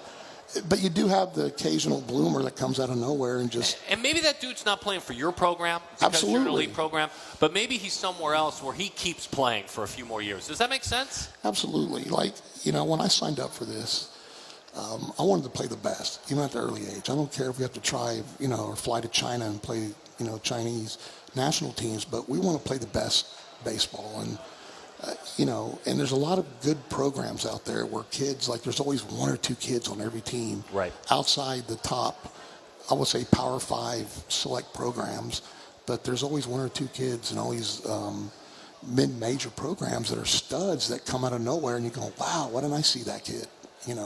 So you get lost in the shuffle sometimes, but there are late bloomers for sure. You had a handful of PG All-Americans that played. You had Jason Flores get up to 95 at Jupiter through 96 in June. Tell me a little bit about the Texas commit, Jason Flores. He's different, but you know what? He shook me off 3 times to throw a 3-2 slider for strikeouts against the Toronto Blue Jays scout team or whatever, and it's like, okay, he's got a lot of swag for sure. He's a kid that just wants the ball. I mean, if there's a 300 pitch count, he'd throw it because he wants to pitch. He wants to play, and he's got a good bat too. I mean, Texas has got a good player. He just needs to continue to get better, and he's a late bloomer as you speak. He started getting better the last year and a half, 2 years. He was just an average, 83, 85 mile an hour kid until he just, boom, woke up Christmas morning and he's throwing 95 miles an hour, so 97.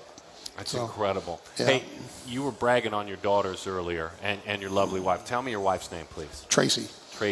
Yeah. God bless that woman to put up with us baseball people. Especially me. Tell me about your daughters' names. Tell me about them. It's Allie's my older one, 24. Okay. Adrian, my volleyball player, it's 14. And my younger one's 13, Ava.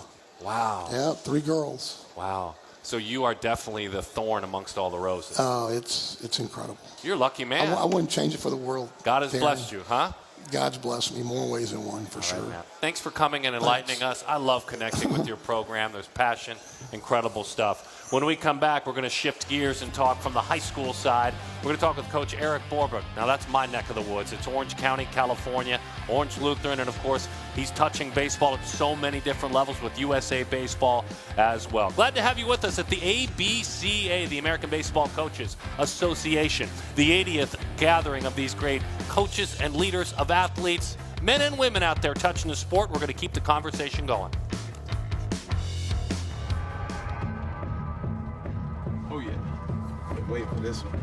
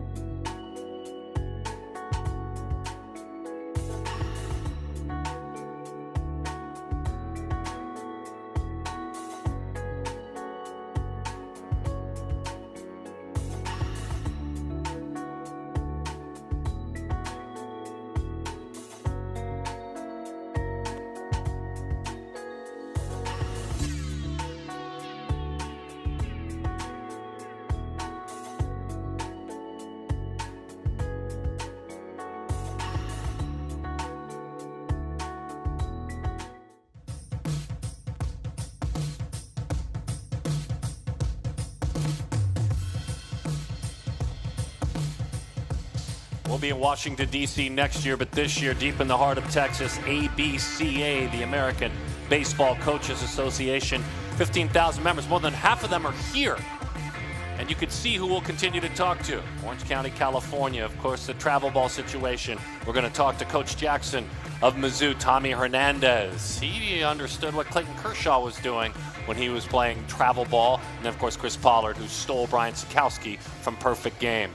The man who sits next to my right was kind enough when I was announcing for the Angels to open up his field, let me come hang out there. Hart Park, one of my favorite spots. It's gorgeous, folks.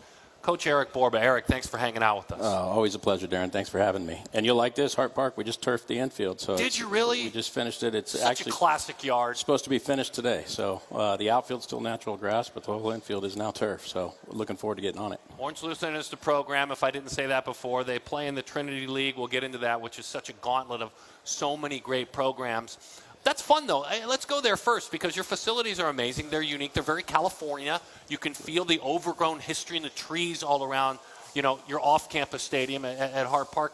But you share it with Chapman. Another program has got such a great D2, bouncing around now down to the D3. They've been NAI. Two really unique programs. I love how you work together.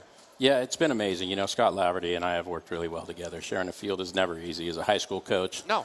Trying to run 3 teams and, work with another program on your field, it's not easy, but Coach Laverty has been amazing to work with, and we found a way to make it work. It's a great facility, get good fan base out there. It's just a great place to watch a game in Southern California.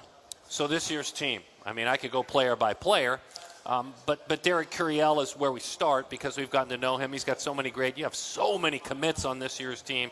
But let's start with Derek. I know he played with a minor hand situation last summer and still played at everything and still performed in everything. What's the latest on one of the top prospects in the country? Yeah, he after his run with USA there, we gave him a couple months off actually just to kind of rest the finger. He had a finger injury and he came back a couple weeks ago, and man, it just a breath of fresh air to see him back on the field. Just the talents and gifts that he has are something you don't see every day, and to see him, as a senior, having him watch him grow and mature over the past 4 years, and now taking kind of that leadership role with the younger players, especially when he wasn't on the field. Those 2 months that he kind of took off, he was at practice every day and really working with the young guys. He's just such a joy to be around. He's really just matured, really proud of him, really looking forward to seeing what's in his future. Where's the time gone? I can't believe he's a senior. I know, right? It's crazy. I can't believe he's a senior. What role do Gabe Frazier and Ben Ryland play in the middle of your infield or on your infield? You got an Arkansas commit in Frazier. In Ryland, you've got an Oklahoma State commit. By trade, middle infielders, will they play there for you? Yeah, I think Gabe's probably the leading candidate in the clubhouse to play shortstop for us. Great player. Another gifted guy that can really run, swings it from the left side. When you talk about tools, he checks off all of them. Really can do a lot of things. He transferred in last year and actually dealt with a little injury and missed most of last year. So having him this fall and seeing what he's capable of doing, and it's been really fun. So it looks like he's probably going to play shortstop for us. We got a lot of depth on this year's team.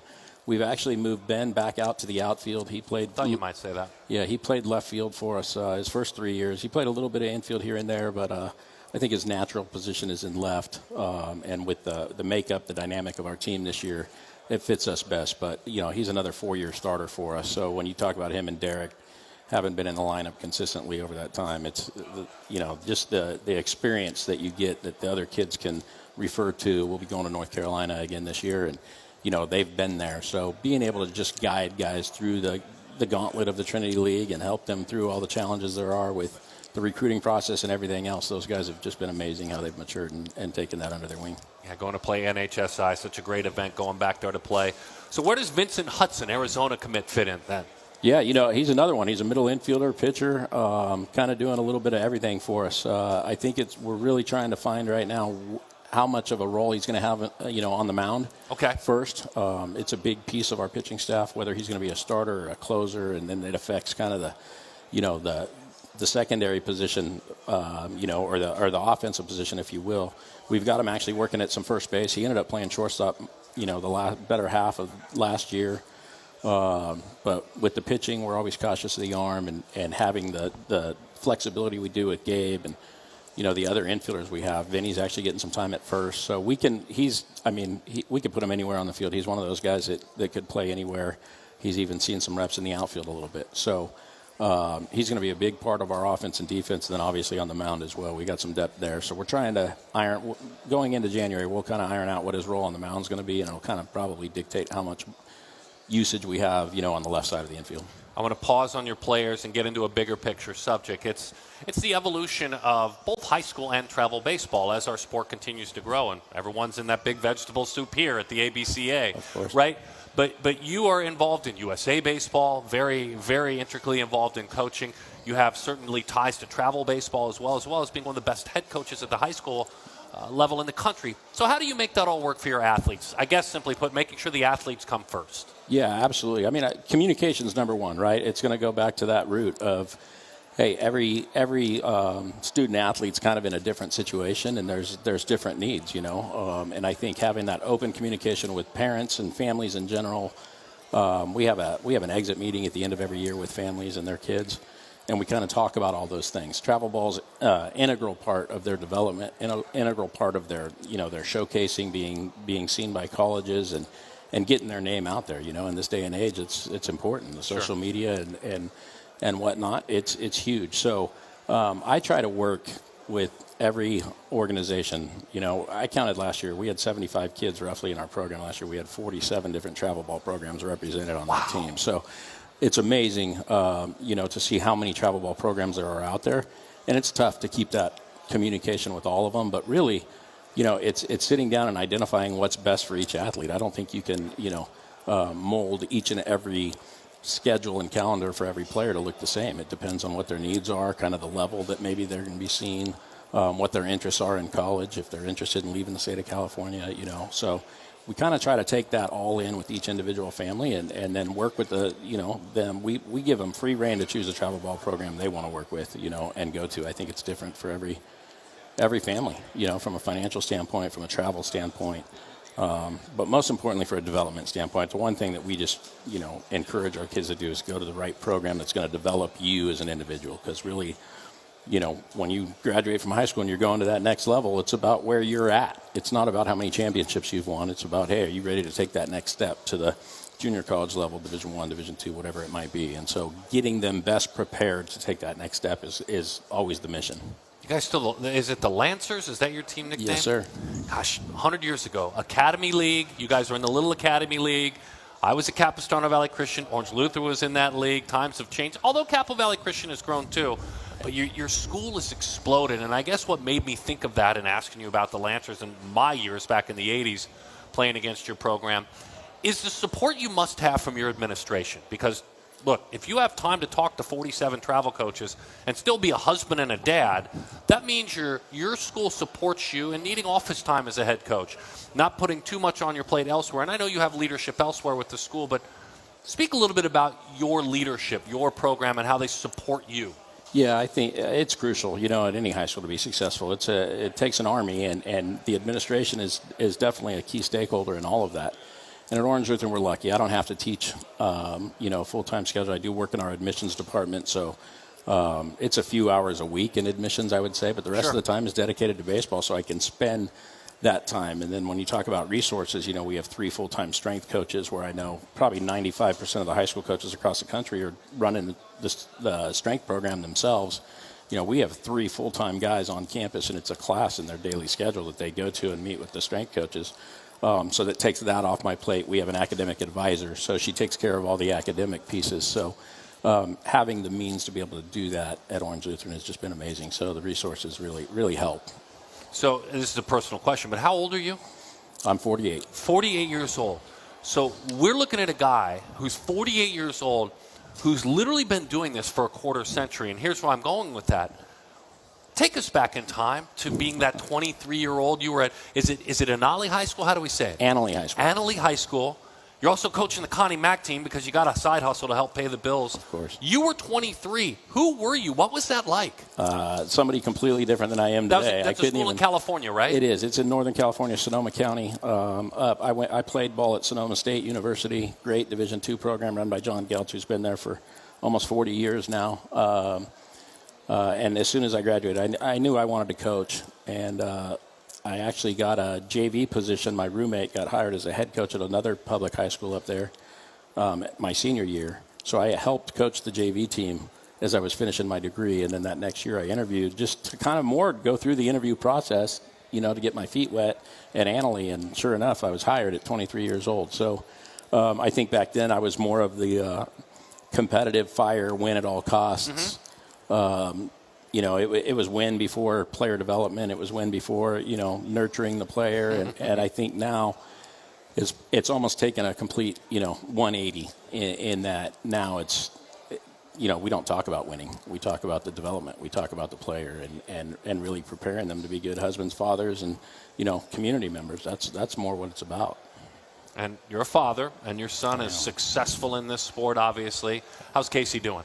Oh, he's doing great. He's loving it. First semester at UT in Austin, and really, really enjoying it there. The coaching staff has been amazing. He's over there working with Coach Pierce and Coach Longley, the hitting coach, Coach Miller, and Coach Tulo, and he's really enjoying it. It's interesting to see that dynamic change of playing for your dad for the past 4 years, right, and then going away where you're not there actively involved in what's going on and seeing it on a daily basis, and then getting the phone calls almost nightly. I would say Casey and I talk 4 or 5 times a week anyway, and the changes and maybe that struggle going from again, transition is huge as you make that next step, and I think there were some swing adjustments that took place, and the mental game is really what I always try to focus. And I think it's important for parents, talking to parents in high school. I'm getting to see that on a different level now because I'm not seeing what's happening every day, and trying to just keep him in the right place mentally to, buy into everything that they're trying to do with them, understand that there's a bigger picture and that it's a process. So it's been amazing to see that happen. And he's been home since December 5th. So it was really cool spending the last few weeks hitting with him every day and just talking to him about it. And he's really maturing, but it's been a learning process, no doubt about it. And with all due respect to our Texas fans, what is the no, that's UT. What is the Horned Frogs? What do they do?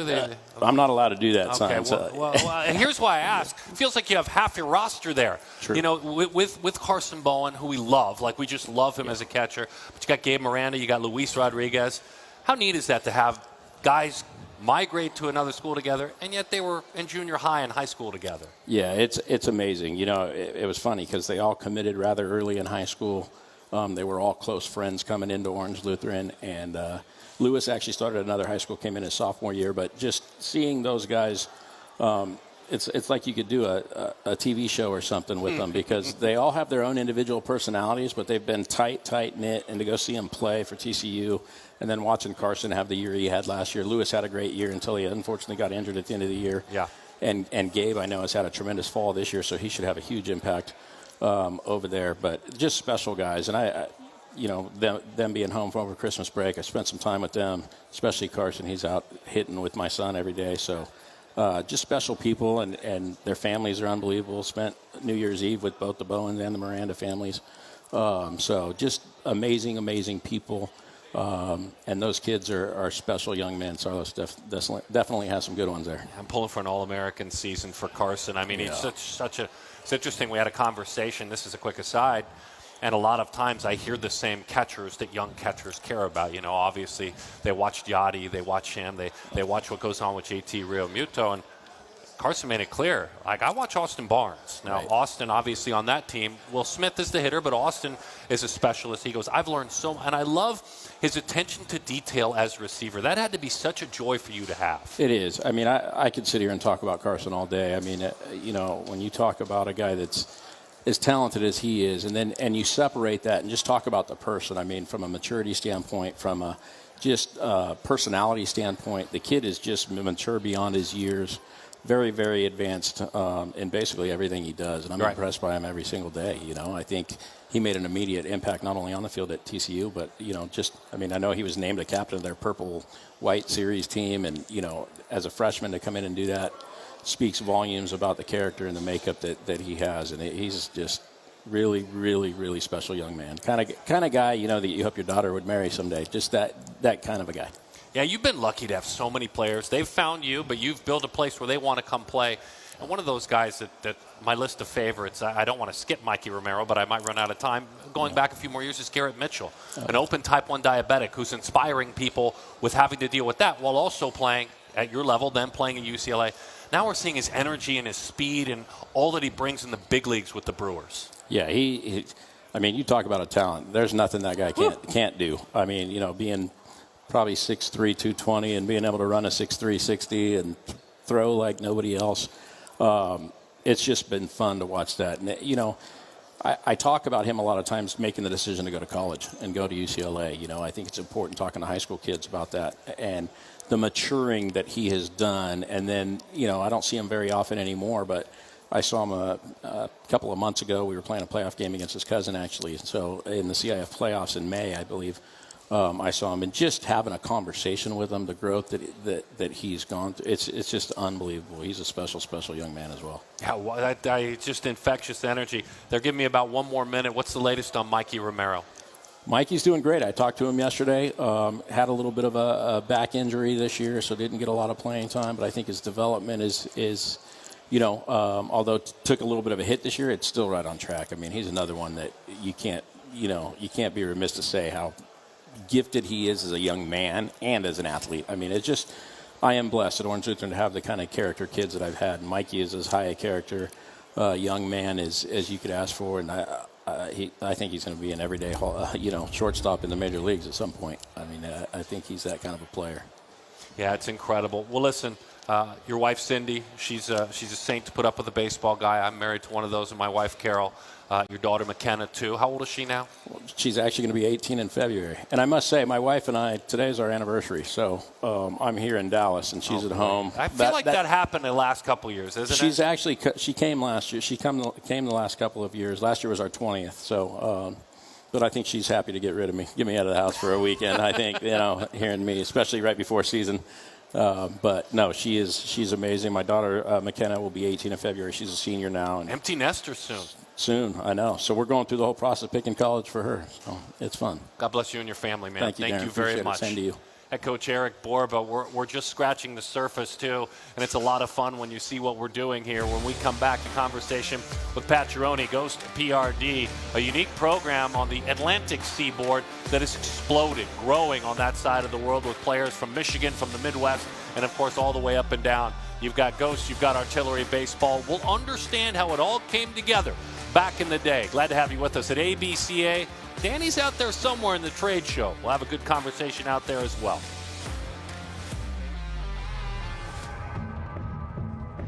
Oh, yeah. Wait for this one.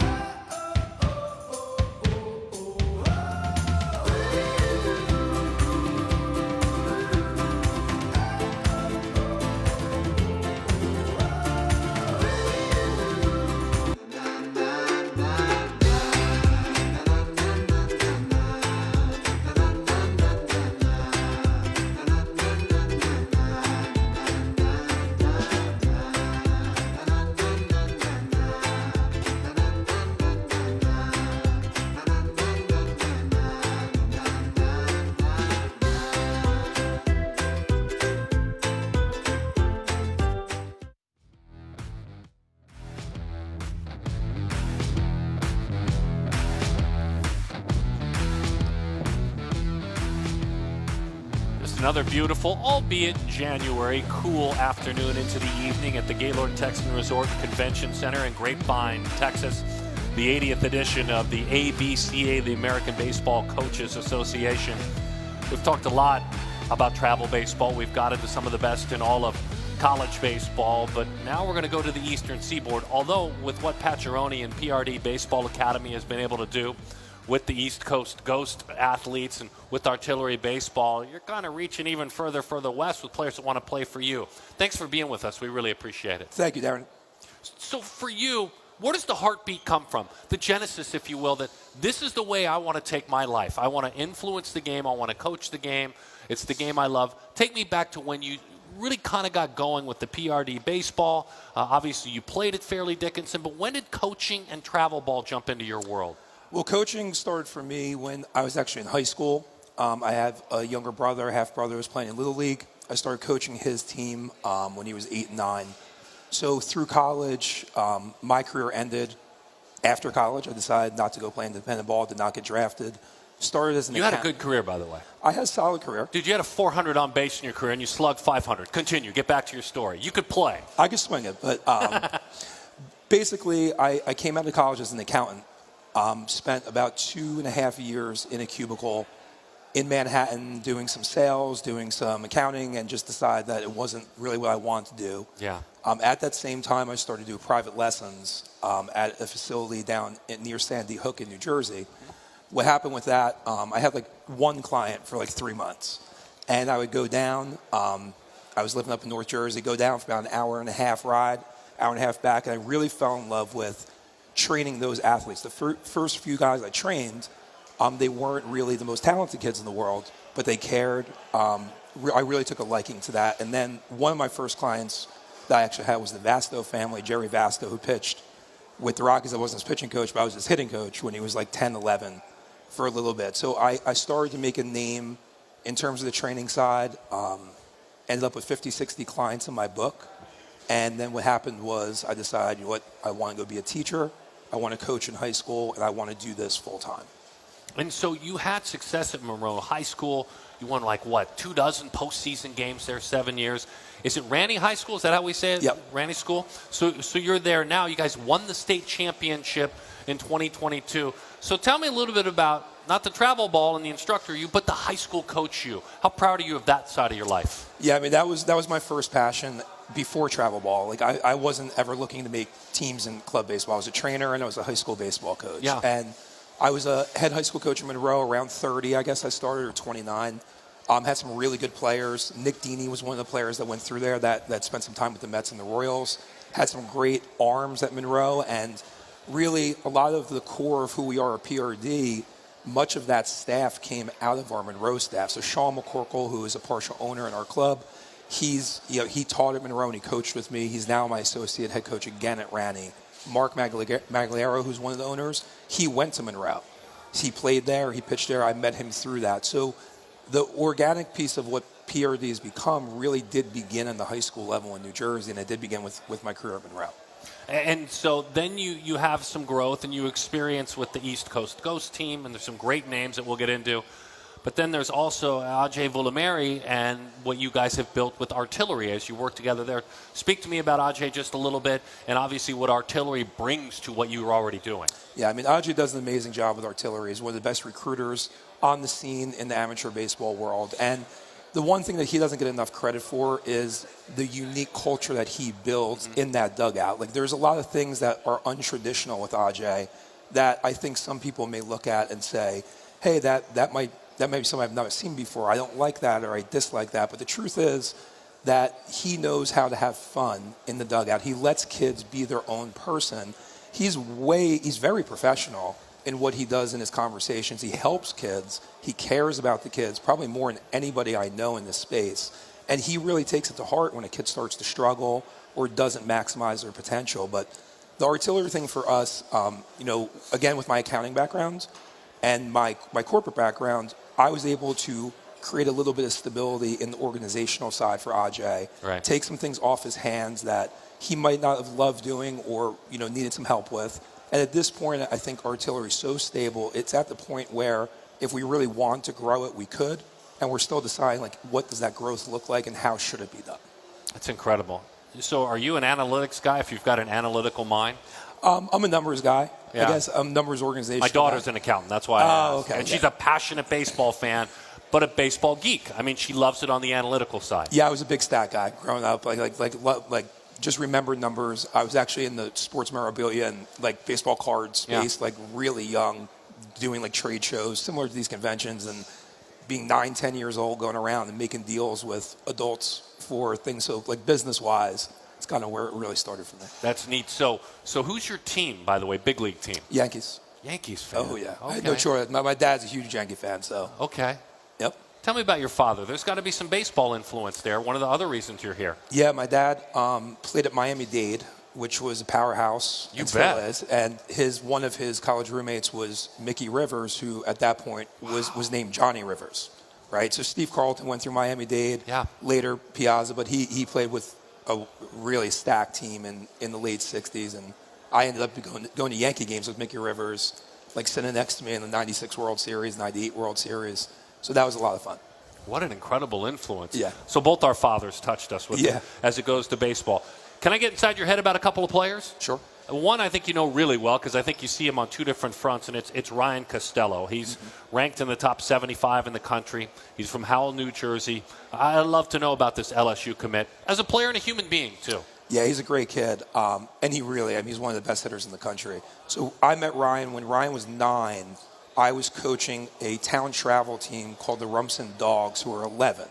And they ended up that group became the first group of PRD. That was an 11U team. Ryan was 9. He looked like he was 13 at the time. And he was hitting balls literally 320 feet and just crushing balls against the kids that I was rolling out. And one of them ended up being a Wake Forest commit and Charlie Jones. So we had a real team, but this kid just mashed baseballs. He had some tough things through life that he dealt with, and he overcame adversity, and that were out of his control. And he now is just such a professional person. He's a professional in school. He does a great job in the classroom now. And I think LSU is an amazing fit with that staff and what they do. I think he's going to have a great career. There's a younger athlete, and whether you've touched him as a coach, I'm not sure. Someone else may have coached him. But he came in studio with us. He's a 26, left-handed pitcher, ABCA Ortiz. He is he's from Brooklyn, and we really like him as a human being, obviously. He's a 14U Select Festival athlete, one of the more memorable conversations outside of Ajay that I've had inside the studio. So from your perspective, tell me about this young ABCA Ortiz. I mean, Pepe is a special talent. Right, Pepe. Yeah, Pepe's the man. So he trains at our facility in New Jersey a lot. I see him a bunch. One of his good friends is a freshman, Nate Fuller, at Ratty now. Also a top 100 kid in the 27 class. But Pepe's just electric. I've seen him running up to 91. But I think what really separates him is the slot that he's throwing from. Like the movement on everything he throws and the bite on the slider is just honestly not right for what his age is. He's just one of the top arms in the country. Yeah, I love how he talks about his grandfather taking ground balls on a tennis court. He says, I have feet like a shortstop. I'm left-handed, though, so I'm not going to be playing. I just love the kid. There's so much to love about him. Yeah. So if I wore one of your uniforms, that PRD represents, East Coast Ghost Artillery, what are some of the expectations you'd have of me and maybe my family?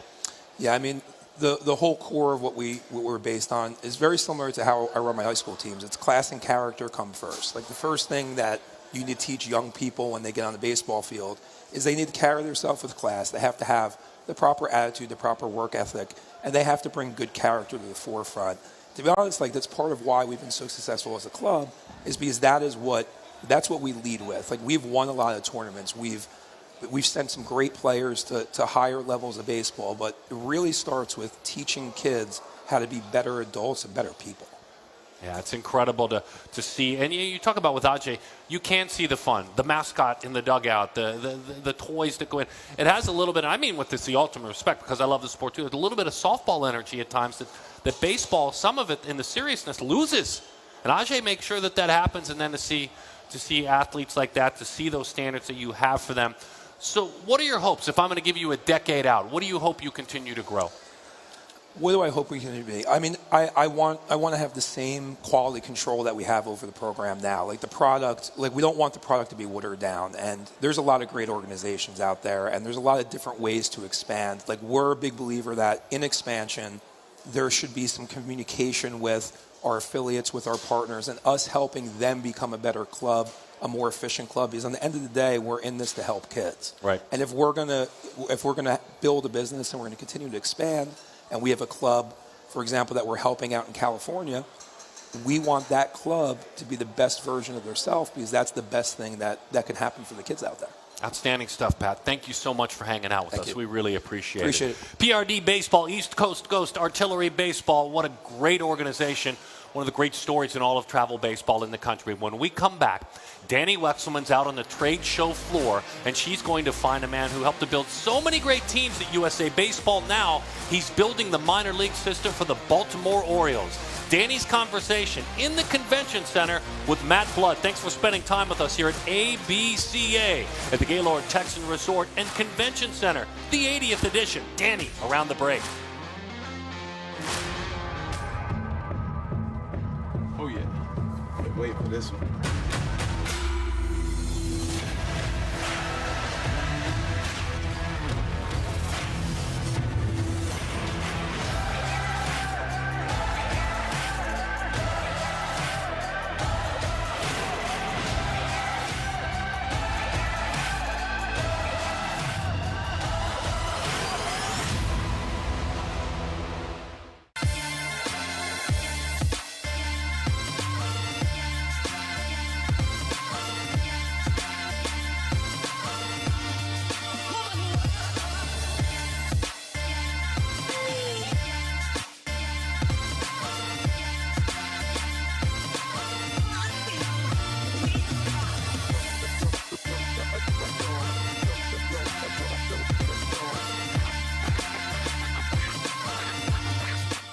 Coaches Association. I'm Danny Wexelman with Matt Blood. We've been walking around the trade floor. I find Matt Blood, the Vice President of Player Development and Domestic Scouting for the Baltimore Orioles. Matt, thanks for giving me some time. Oh, anytime. Anything for you. Okay, so have to start with the to-do list here at ABCA. You've been coming for a while now, so you're back here in Dallas. What's on the list of things you want to do and people you want to talk to? It's evolved over my however long I've been coming here of what I like to do. I would say now it's about greeting our staff. We have about 20 to 25 of our staff from the Orioles here, which is pretty cool. And then also meeting other people, other coaches, other people that are interested in getting involved in professional baseball, as well as seeing the exhibits and other just things that are going on in the game. Is there a lot of prep that you do as far as reminding yourself of your organization? There's a little time off with the holiday break. Do you do any prep before you come here? I think we're always sort of prepping for this type of thing, just in the sense of like we're trying to always stay networked. We're trying to always stay abreast of what is up and coming in the game. But yeah, I mean, they send out well in advance the lineup and who's going to be here, and then you reach out to people and say, hey, you're going to be there. I want to meet you while you're there, and yeah. So you had a job title that changed this year. You added domestic scouting, you become a vice president, and I know that you are excited to maybe get back to those scouting roots a little bit. What does that entail for you, and how excited are you to add that back into your game? Yeah, it's a lot of fun. It's very exciting. I did start as a scout when I was hired by the Cardinals back in 2008, and was doing that for a while, and then now I'm in the player development world, and to be able to now sort of be in charge of a draft and a department of that nature is it's going to be a fun challenge. But our organization has a lot of really good people, and so it should go pretty well. How have you maybe seen the evolution since you've joined the Orioles of the organization and of your department in particular? Yeah, when I got there, it was sort of a clean slate, so I had to do a ton of hiring. I hired about 65 to 70 people in the first 2 years. I've now been there 4. And so we had to basically rebuild the whole infrastructure, all of our databases, all the tools that we use, and then the people. So that took a little while, but now, like I said a minute ago, we have great people, and they do things even better than what I could have imagined. And I really just enjoy watching them work. Well, I think it's pretty evident. I feel like the website and your prospects have to be a top searched item, I would say, not just in the off season, but during the regular season as well. So I am always so curious. I've known you for a long time, but I like to know a little bit behind the scenes, behind the brains of it all. What goes into maybe some of the philosophies of your development, the pillars of that? Well, it starts with our coaches, and then also the players that are drafted. I mean, talent is talent, but when we look for coaches and people, we look for people that are humble. We look for people that genuinely want to collaborate with each other, and people that are constantly striving to learn, which is why we come here, because people here want, to learn. That's why they're here. So that is what we look for on the coaching side. On the player side, we're really big on competition and on practicing in a game-like way, representative practice design. And you'll see our players getting after it and failing in practice, which is not always easy to get players to buy into. But we have a culture now that sort of is just driven by competition. And so we think that gives us a competitive advantage in terms of actual skill, the transfer of skill acquisition. Yeah, I find it so fascinating, right? You have so many talented guys. The farm system's been number one since the middle of the 2021 season, right? If you're counting, if that's what you're looking at, whether you are or not, the truth is in that talent. And so when it comes to the development, the depth of what you have at your farm system is breeding competition. Why is that important? Well, it's very important for our organization because, we need as much talent as we can get to compete in the league that we're in. And we started at a pretty low spot when we got here, and have gradually gotten better. And when you see that much talent walking around in the organization, and then you see the way that they practice and the way that they compete, it only drives everyone else around them to try and do better. You can't just sort of sit back and say, well, I'm the best player here, nobody's going to compete with me, so I don't have to try quite as hard. Like, everyone is battling really hard to make it to the next level, whether that's just one level up from where they currently are, and not to mention the major leagues, which is extremely competitive right now, for our team. So it's a healthy spot to be when there's competition everywhere and talent everywhere. It just breeds more and more work. And as far as what you guys are seeing from that level and being able to make sure of the competition, they're learning a lot from you guys. There's no doubt about that. But what do you learn from them? Because, you've got guys from all over the country, from all over the world who are part of your organization. What kind of tidbits do you take from them? I think we're most interested in how we can service the players. Like, how can we provide a great development experience to them? And so you learn a little bit from every player that you interact with in terms of what works, what doesn't work, what inspires them, and ultimately, like, that's all that we're driven by is how can we do well by them, because that's why they're here, is to become major leaguers, and ultimately that's why we're here, is to help them become major leaguers. So as long as we have staff that are humble and it's not about them, the staff, and it's about the player, we're going to learn a ton from whatever that player's feedback is to us, and we're going to constantly evolve and iterate and try to get better and better. I love that. I think that is so important. You and I have talked about that too. Jackson Holliday, everyone is excited about him, obviously. What do you think makes him ready to potentially debut in 2024? Yeah, it would not be an interview if we didn't talk about Jackson Holliday. He is an extremely special kid, very unique in the sense that how polished and mature he was when he came in from the draft. He's got a great support system around him. And really all he needs to develop is just reps and time to experience the game, the speed of the game, and just constantly kind of catch up to the level that he's playing, because he will catch up. And he's done that. He did that rapidly this past year. We're going from, low A all the way to triple A, which is remarkable as a 19-year-old. And he's close. He's in AAA, and the Major League team definitely is keeping an eye on him, and he'll come to Major League spring training, and, he's going to get his shot. I'll say that, it just comes down to, is he ready to compete at that level? I mean, we're a team that's competing for the playoffs, hopefully. And so every single player on the Major League team needs to be able to contribute in a way that gives us a better chance to make the playoffs. So that's ultimately what is going to drive that decision. Thank you for sharing some time with us today. Of course. Great to see you. All right, that's Matt Blood. On the other side, Darren Sutton will be back with Mizzou Tigers head coach Kerrick Jackson.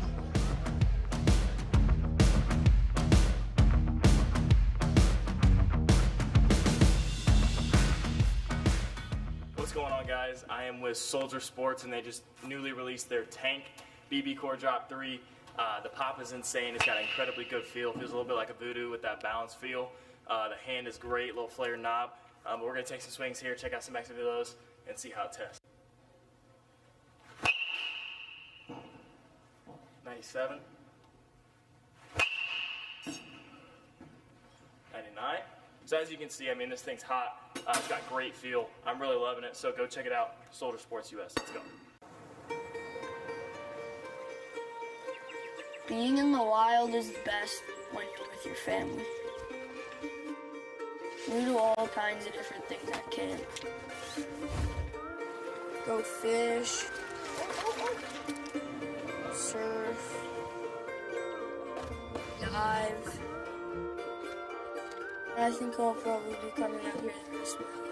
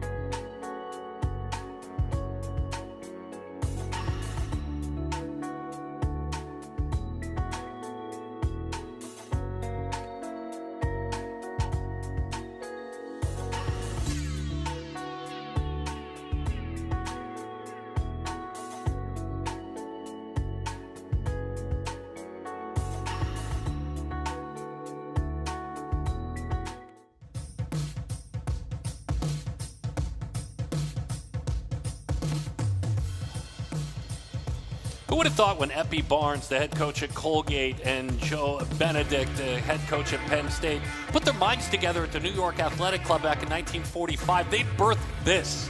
They just wanted to grow coaching, grow the game of baseball.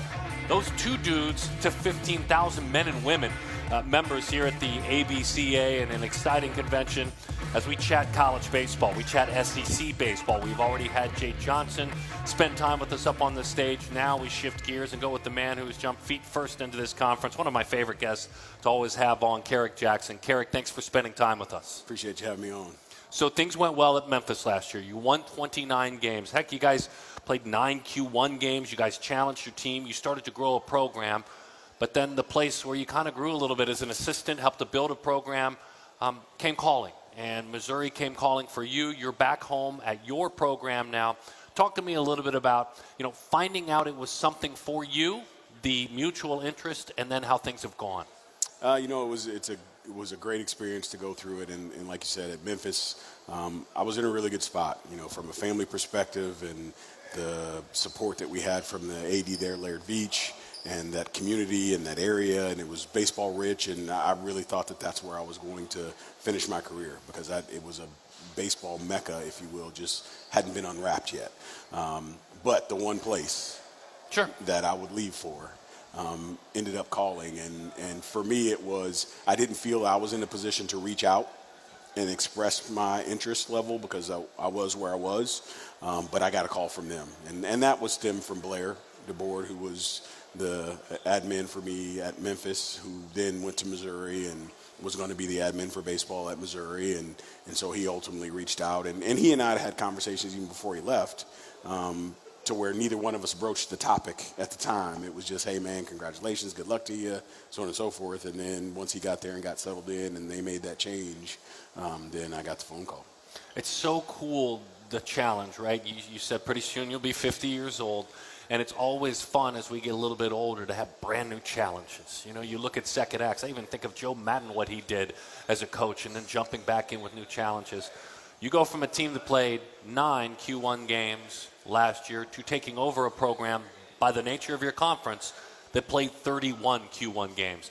How much fun is that to put with both feet your career into the Southeastern Conference? Oh, I mean, I couldn't ask to be in a better spot. Like I said, I think being there previously as an assistant coach, knowing what the league is about, knowing what we need to do in the league, it's something where I believe that we're going to be in a position to be competitive in that league and put ourselves in a position to ultimately get to Omaha. And the challenge for our guys is, hey, go out and play baseball the right way, like play clean. I think the one thing that people look at when they see the SEC is they look at everybody's ability, right, which is great. But if you strip their ability away and made them all college average ability players, the skill level in the SEC is through the roof. And skill level can be improved. Ability, God's blessed you with it or he hasn't. But if we can improve skill level and get guys to play the game the right way, now you put yourself in a situation where you can compete against anybody in the country. So as someone who's a board member, and we'll get into the ABCA, you're wearing your nice lapel pin there. And we know that Kerrick Jackson, he's on the board of directors. Did you have to this fall have "Hi, my name is" stickers? Because you had some success in the transfer portal. You had players deciding if that's where they were going to stay once the program changed. You had a bunch of new freshmen that were already on their way to campus. What was most rewarding about implementing your culture and your staff's culture, but also getting to know a whole bunch of young men at the same time? I think that's just it, right? The relationships. I mean, at the end of the day, that's why I do what I do, is to build those relationships, to make sure that we have transformational relationships with the kids that we're involved with. And so getting those kids to, getting to know them, let them to know me. And I pull back the curtain. I'm as transparent can be. I'm as shoot you straight always. And I think our kids appreciated that. And we were able to connect right away. And I think that's the one thing, if there's anything that I've been blessed with, is the ability to connect with people. Yeah. And make them feel comfortable, and they understand that what I'm saying is true, that I'm passionate about it.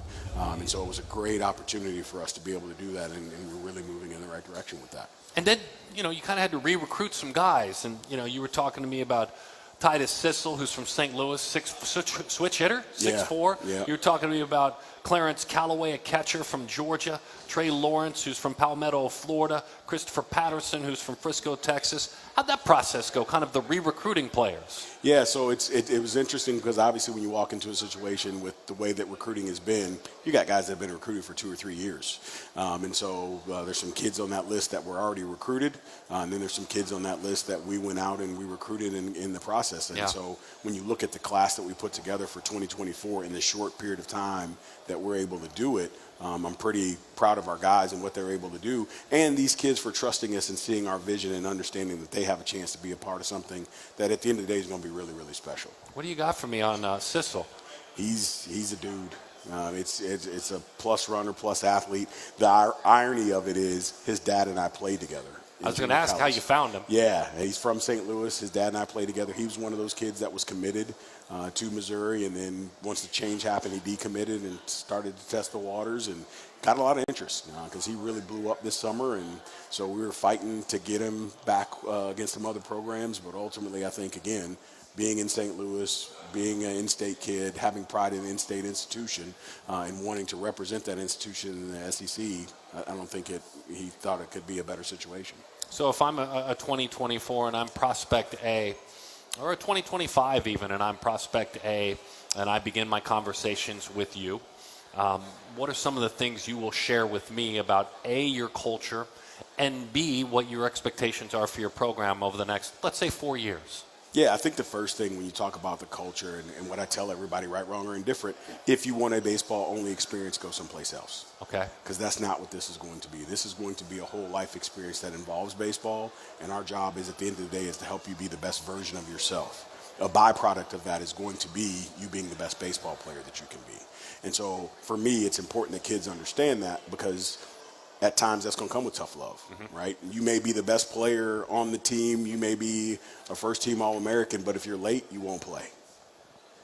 We have standards, and we have to make sure that we're putting you in a position where you understand what real life is going to be about when you get there, and real life doesn't necessarily make concessions. And then when you talk about what we're going to do on the field specifically, the ultimate goal is Omaha, and that we're going to put ourselves in a position, and with the league that we're in, we're going to be prepared to make that trek every year. And it's, when I talk about it with the kids and I talk to them and speak to about Omaha is the destination, right? And what we know about destinations, you're going to get there eventually. You don't know how long it's going to take, but you know that you're going to get there. And so as long as we stay on that path, we're going to put ourselves in a position that when we get there, then we set a new destination to return. So that's kind of what we talk to them about. And we emphasize the idea of transformational relationships, that I have a transactional relationship with my AD. But with them, our relationship has to be transformational in order to allow both of us to grow, because I'm still growing. Like I said, I'm about to be 50 years old, but I don't have it all figured out yet. And there's a lot of things these kids are teaching me and opening my eyes up to things, and I want to be able to do the same for them.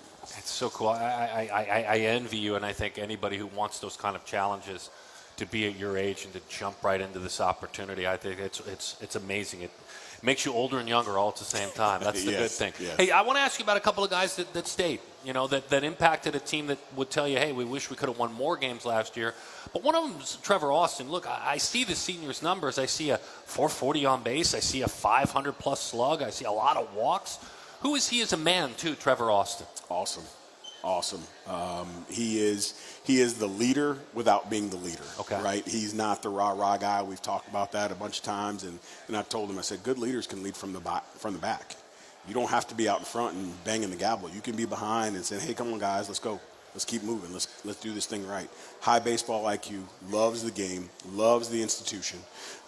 He got into the portal, but I think he got into the portal because he felt like, I need to get into the portal. I don't think he had ever any desire of leaving because he bleeds black and gold. And so ultimately he's going to be the heartbeat of our team, and the success that we're going to have, he's going to be right in the middle of that thing, because it's not more important to him, to anybody else, than it is to him. Someone else I wanted to ask you about, and I think he returned, is Logan Lunsford. And why I'm intrigued by Logan is, as a freshman in the SEC, he made 11 starts. He pitched 55 innings. He struck out almost 70. He returns for you guys. How is he going to impact your program? I think anytime you can take a freshman and give him that kind of experience in the SEC with the ability that they have, it only leads to good things in the future. A lot of times, as you well know, watching this over years, there's a reason why freshmen don't play in the SEC right away. And unfortunately for him, they had some injuries, so they had to throw him into the fire. And so he got a lot of experience. So now he's coming back and been there, done that. Now let's go out, make some adjustments, and put ourselves in a position where we produce just a little bit better. Yeah, it's exciting. And you have three lefties. Tony Newbeck, Ian Loesch, Nick Smith all return. I'm guessing these will be guys will be part of your pen. They all had big strikeout numbers last year. Nice little weapon to have, huh? Definitely. And kind of the same deal, right? They got some experience. When you look at Loesch, he was a guy that's battled some injuries throughout his time, but competitor. Nick Smith the same way, Tony Newbeck the same way.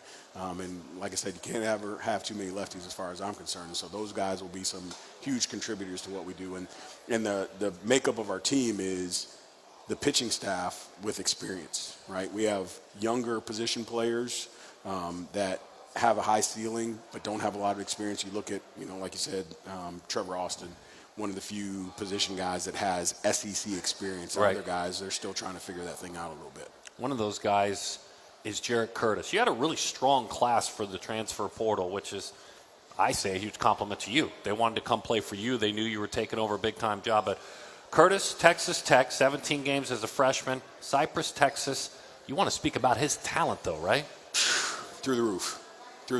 In all my years of doing this, I don't know if I've coached a more talented player. Plus runner, power, arm strength, athleticism, above average defender, it's all there. And so watching him and seeing him go through this process has been outstanding. And one of the things I told him when he came in, if you take hits away, you'll be in the lineup every day. because your ability to, again, as we know, the name of the game is scoring runs. So if you're preventing people from getting on base, it's just as good as you getting on base yourself. But now we've been able to make some adjustments. Bryson LeBlanc, who's our hitting coach, he's done some really good things with him. And so he's made some adjustments with his approach at the plate. And so now you have a guy that can give you double-digit home runs and should steal you 20-plus bags and then go out in the outfield and, run it down from gap to gap. I always like to provide the floor for you. You're the Diversity in Baseball Committee Chair. And whether it's talking about Coach Thompson, Coach Beamer, or you, the growth of having more black men coaching college baseball. As we sit here and learn from you again, I love learning from you. Where are we in that evolution as a whole in college baseball? We're moving in the right direction. You just flip the page, go back 2 to 3 years ago, and the numbers were smaller. And now you have more coaches, not only as head coaches in non-HBCUs, but you have more assistant coaches that are coming through the pipeline, and we're doing some things on our end to make sure that we're including and being more inclusive of that. And then when you talk about just the idea of diversity in the game and minority coaches, that also extends to females and having women in the game. And so I'm trying to do some things with that to where we find the right women that are ready to take that jump and give them opportunities to ascend and do great things in the game as well. Wow, that's awesome. Which is interesting because congratulations on being a Baseball America's Trailblazer of the Year. You spurned me into that because Alyssa Knockin is somebody who's on that list as a Trailblazer. Kim Ng is somebody who's on that list as a Trailblazer. Of course, Omar Minaya. When you heard about that, what did you think, that award? Goosebumps. Those are hard to get at our age. They are. When I got that call, it gave me goosebumps and chills, and just reminds me how blessed I am and the things that I've been able to do in my career. And for someone to recognize and say, hey, we recognize you as someone who's carving the path. You go into it because of how I was raised, of doing the right thing, and you don't ever look to be acknowledged or receive any credit for it. You just do it because it's the right thing. And so when you do get that, it does make you feel like, hey, what I am doing does have value and it is being recognized. How are Zion and Lazarus getting comfortable? They're loving it. How old are your boys? They are 12 and 11. Okay. Yeah, they're loving it. It's funny because they don't remember when we were there the first time. But when we were there the first time, Zion, 3 years old, he knew everybody's name, everybody's number, everybody's batting stance, the whole deal. And so we drove past our old house and, all those kind of things. But, yeah, they're really excited and good to be back in Columbia, be around family, so it's a great situation. Were you able to upgrade the house just a little? We were able to do a little bit. Good. That's awesome. And your lovely wife, Talia, is that correct? Talia, yeah. Talia, I apologize. Yeah, no, how is she doing? She's doing great. It's funny because I tell people that when we moved to Memphis, she said, you asked me to move one more time before the boys graduate from high school. You're on your own. Okay. And I said, fair enough. And then she has a good friend that lives in Columbia. And when the coaching change was made, her friend sends her a text and say, hey, did you hear? And she's like, hear what? She told her. And so she texts me and she's like, have you heard anything? I said, no. I said, I don't think I am. And then 2 days later, I get the phone call and then I say to her, hey, listen, if you don't want to do it, I'm perfectly fine with that. Based on what you said, I agree. Let the boys get through high school, but it's your decision. Well, I had to lob that up there, but her mother lives 30 minutes south of us. Oh, wow. Her best friend lives there. Her other best friend lives in St. Louis. So I knew what the answer was going to be, but I had to at least give her the ability to make the decision. And if she didn't want to do it, we would have done it. But I knew that she was going to want to do it. So, yeah, she's excited. A lot of wisdom in doing it that way. Exactly. That's a lot of wisdom. Exactly. Kerrick, God bless you and your family. Thank you. Thank you so much for coming here. Best of luck in the SEC. Appreciate you. More great conversations as we continue. Kerrick Jackson and certainly his insights were really welcome. When we come back, we'll talk with Tommy Hernandez of the Dallas Tigers. Again, you don't have to look too far to find true diversity in different age groups, different types of baseball being played, and of course things going well. Changing the face of the game at the American Baseball Coaches Association 80th Gathering. More in a minute.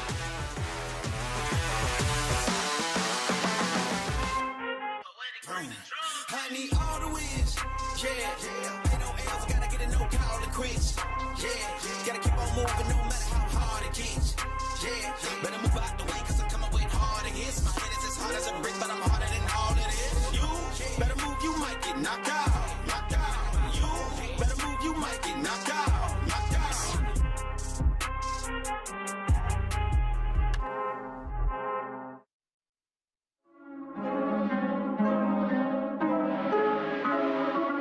Mike,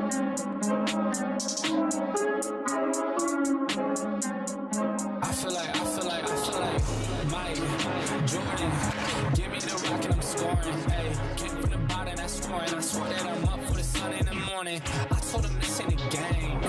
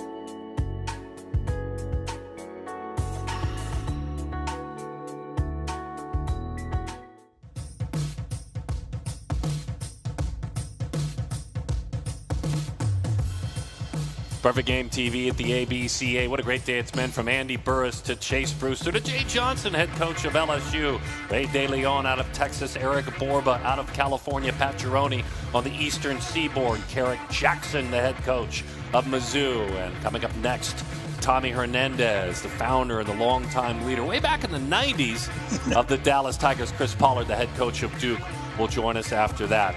So we welcome you back, and as we said, it's wonderful to reconnect with a good friend, Tommy Hernandez, president of the Dallas Tigers, one of the great travel ball organizations with a wonderful history. Tommy, thanks for spending time with us. We appreciate it. Absolutely. Thank you for having me. Let's journey back in time, shall we? Because as we talked about, neither one of us is getting any younger, but I love the memories of this sport. Yes. And there was a time, pre-even the existence of Perfect Game back in 1993, that you founded the Dallas Tigers, that the Dallas Tigers were born. Yes. Why? What led the birth of that program? What pulled at your heart to do that? Well, when I got released from pro ball, I started doing a few lessons, had some kids the same age group, and a couple of their dads took me to lunch and said, why don't you start a team? So I did. And now, 31 years later, we've got close to 90 teams. How much different are you now than you were then? How much were you drinking from a fire hose back then? Well, my former players now, and I keep in touch with several of them, they laugh at the fact that I'm not as strict as I was when we first started, that's for sure. Started with 111U team, is that right? Yes, sir. Mm-hmm. And then just started to build from there. Now, with the iconic logo, the Dallas Tigers logo, and we're in your house, so thanks for letting us come to your state. What are some of the expectations? If I wanted to now, especially that you've had a generation to coach these athletes, and then some, what are some of the expectations of athletes that wear that uniform, that Dallas Tigers uniform?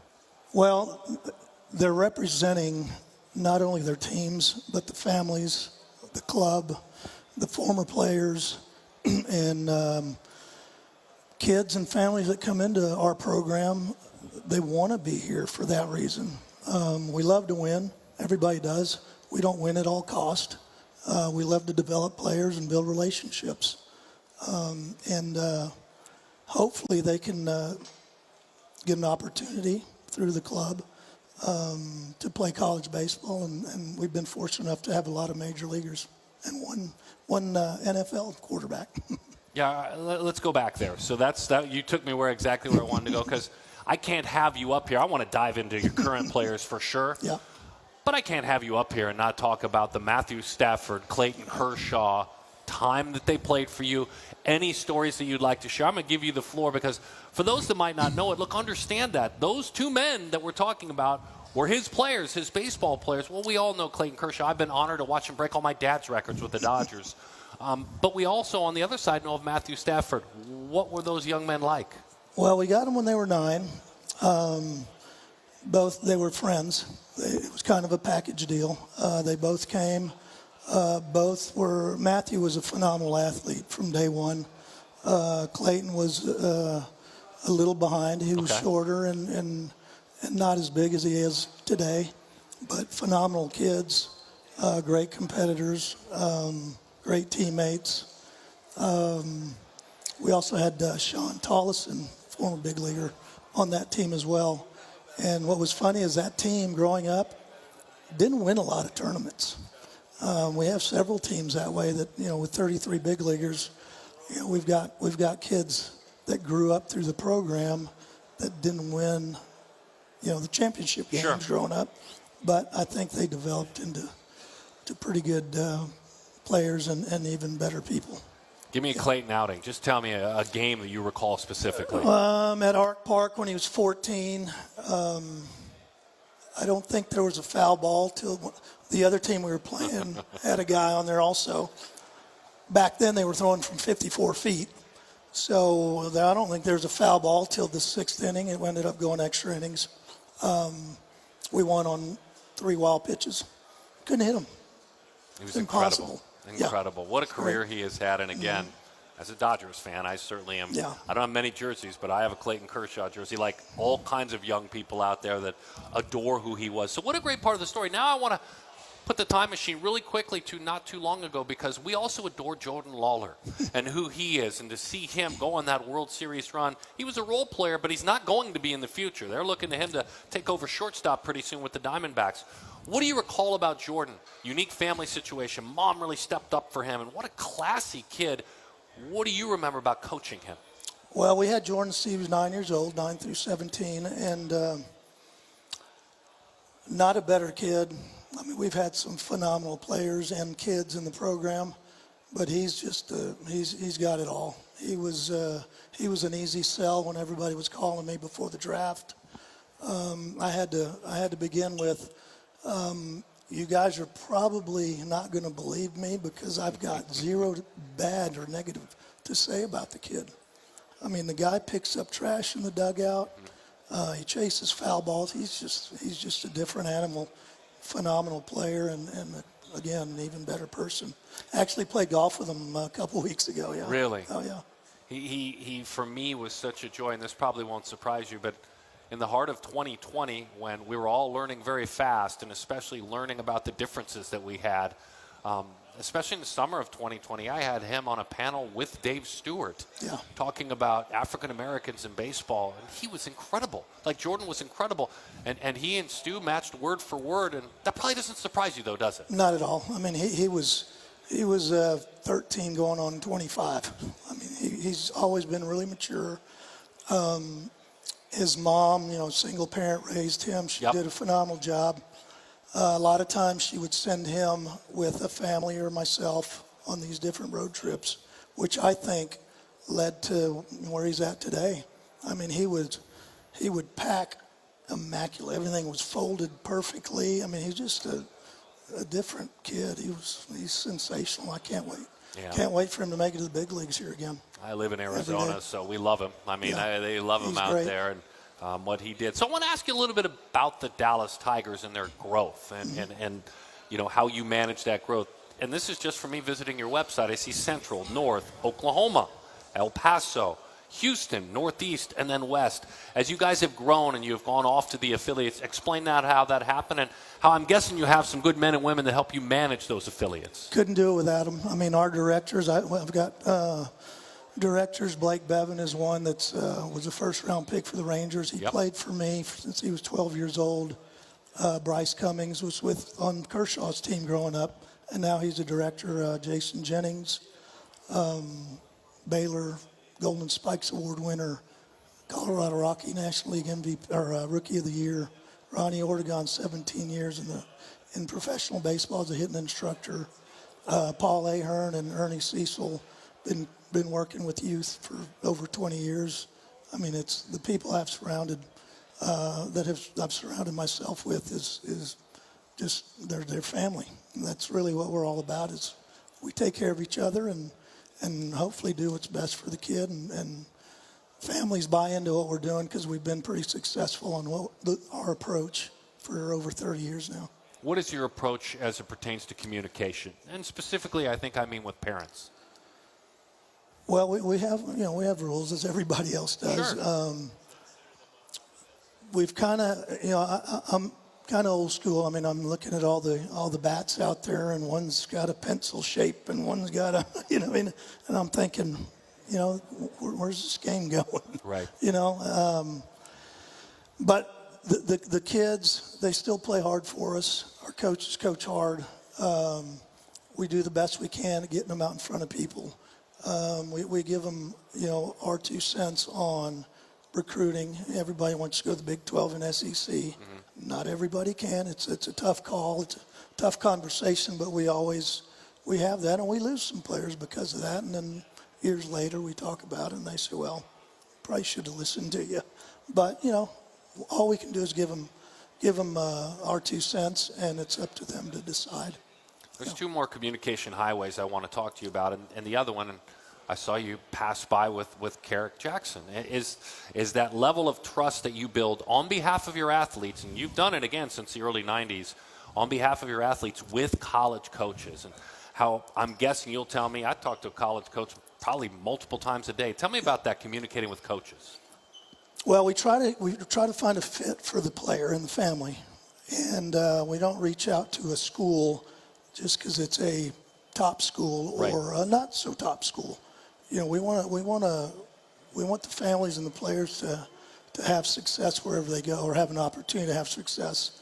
But we do stay in contact, not only the college players or coaches, but all the professional teams as well, because we're fortunate enough to have some really good athletes in our program.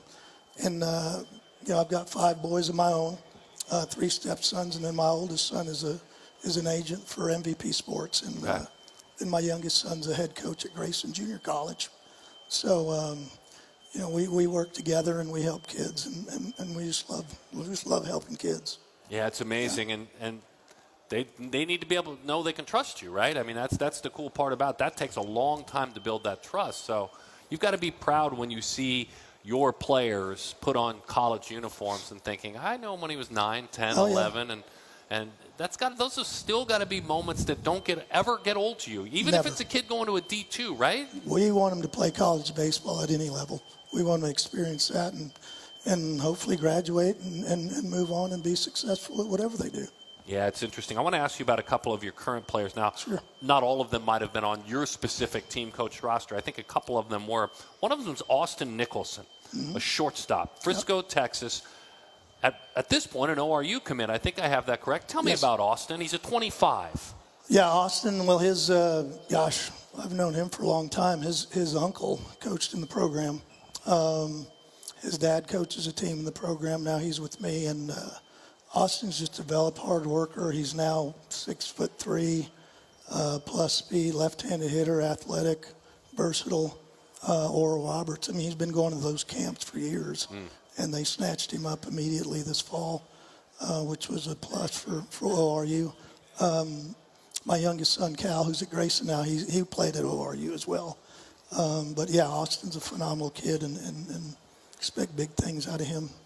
Left-handed pitcher Baron Manis, is that correct? Yeah, Baron, he TCU commit? Yes, he ended up coming over to us last year, and all the events we did, that kind of helped him get on the map. Yeah, had a really big outing at a big showcase in Atlanta, and his phone didn't stop ringing off the wall. It was phenomenal. Great kid, athletic, a Barry Zito breaking ball. It's silly. It's a Bugs Bunny pitch. Wow. Yeah. A Zito breaking ball. Yeah. That's a big name drop. Yep. Do you like the new recruiting rules? Honest. This is an honest platform. Do you like them? I don't know. I don't like the portal. Okay. I think there's enough. Talked to several coaches about it, and I just think you don't have an opportunity, and you can't blame them. I mean, if Pudge Rodriguez is in the portal, you're going to go get him. You know what I mean? You can't blame them, but I'm again from the old school where we like to build relationships and keep kids that have been with the program for a long time and help them develop. And if there's a better guy out there, we're going to keep our guy because he's loyal to us, and we're going to be loyal to them. And I think the portal is killing that for the coaches. Okay. But again, you can't blame them. You've got to go. And how about kind of doing away with the early commitments? How do you feel about that new rule? The only thing I wish they would change is if they would let these kids go on their official visits as soon as they step foot in high school. They need to go to the campuses and as early as they can, not wait till their senior year to have the official visit. Yeah, that makes sense. That makes a lot of sense. There's one more player I've got to ask you about. And again, I know you know this player. I don't know if he played on your roster or someone else. I think his dad might have coached him some too. And he was one of my favorite interviews I've done this fall. And he is a riser. And it's Braden Bergman. Yeah. He went to Jupiter and threw what felt like 1,000 miles an hour. Yep. He's a right-handed pitcher, Baylor commit from Plano East High School. He's up to 97 at Jupiter. Tell me about Braden. Well, Braden, again, Brett Bergman's, he's been coaching for us for years. His older son, Caleb, played in the program. Okay. And now he's at Baylor. Braden's been, Brett had that team since they were 9 years old. And Caleb, a funny story is Caleb, when he was 14, he didn't think he wanted to play baseball anymore. And Brett came to me and asked if I wanted to take that team over because he didn't want to coach a team that his son wasn't on. Well, Braden changed his mind. He got bigger and stronger, and now, he's a huge prospect and, a high draft pick coming up, hopefully. Yeah. Well, another kid like that is Caleb Hoover. Okay. I mean, he's a phenomenal left-handed hitter from Rockwall Heath, and he's going through the roof right now as well.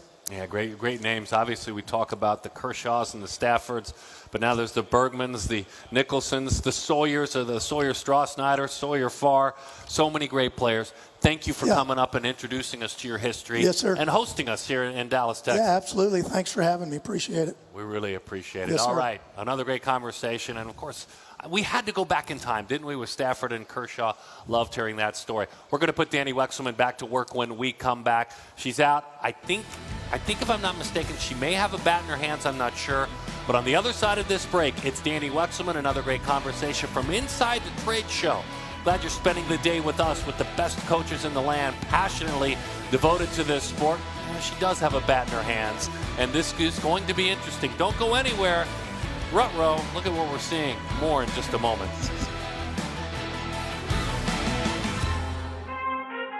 I need all the wins, ain't no else, gotta get it, no call it quits, gotta keep on moving no matter how hard it gets, better move out the way cause I'm coming with hard hits, my head is as hard as a brick but I'm harder than all it is, you better move, you might get knocked out, you better move, you might get knocked out.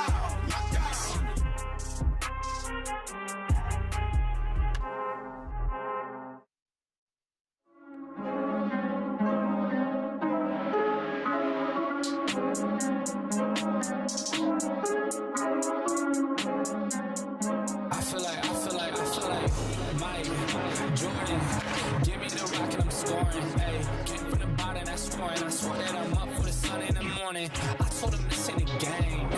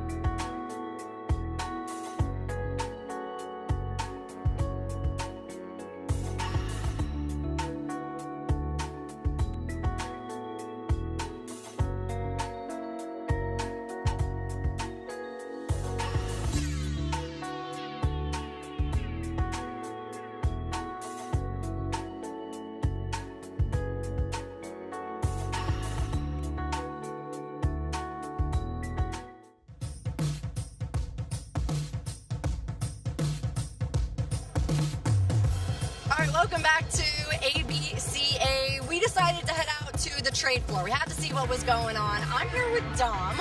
Dom is a product manager for Hit Tracks. Dom, tell us a little bit about what this is, because I'm about to step in and take some hacks in the cage. Yeah, so this is our Hit Tracks suite. It's our entertainment product. We have this for bar, restaurants, entertainment facilities, places like that. But it's also a really cool add-on for training academies, kind of differentiate the product offering. All right, I'm very excited. I'm going to ask you to hold this microphone, and then I'm going to step inside. All right, let's do it. All right.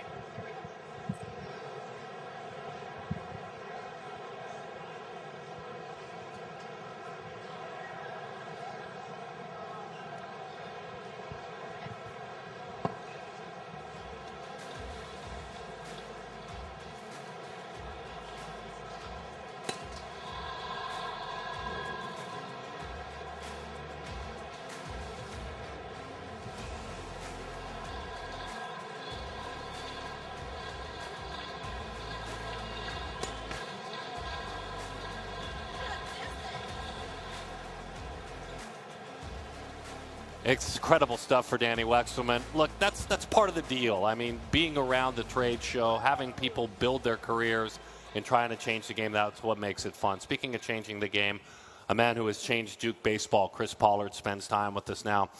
Chris, thanks for hanging out with us. We really appreciate it. Yeah, thanks for having me on. This is a blast. I've got to ask you the question that we did in kind of a brief pre-interview. How was your fall for your program?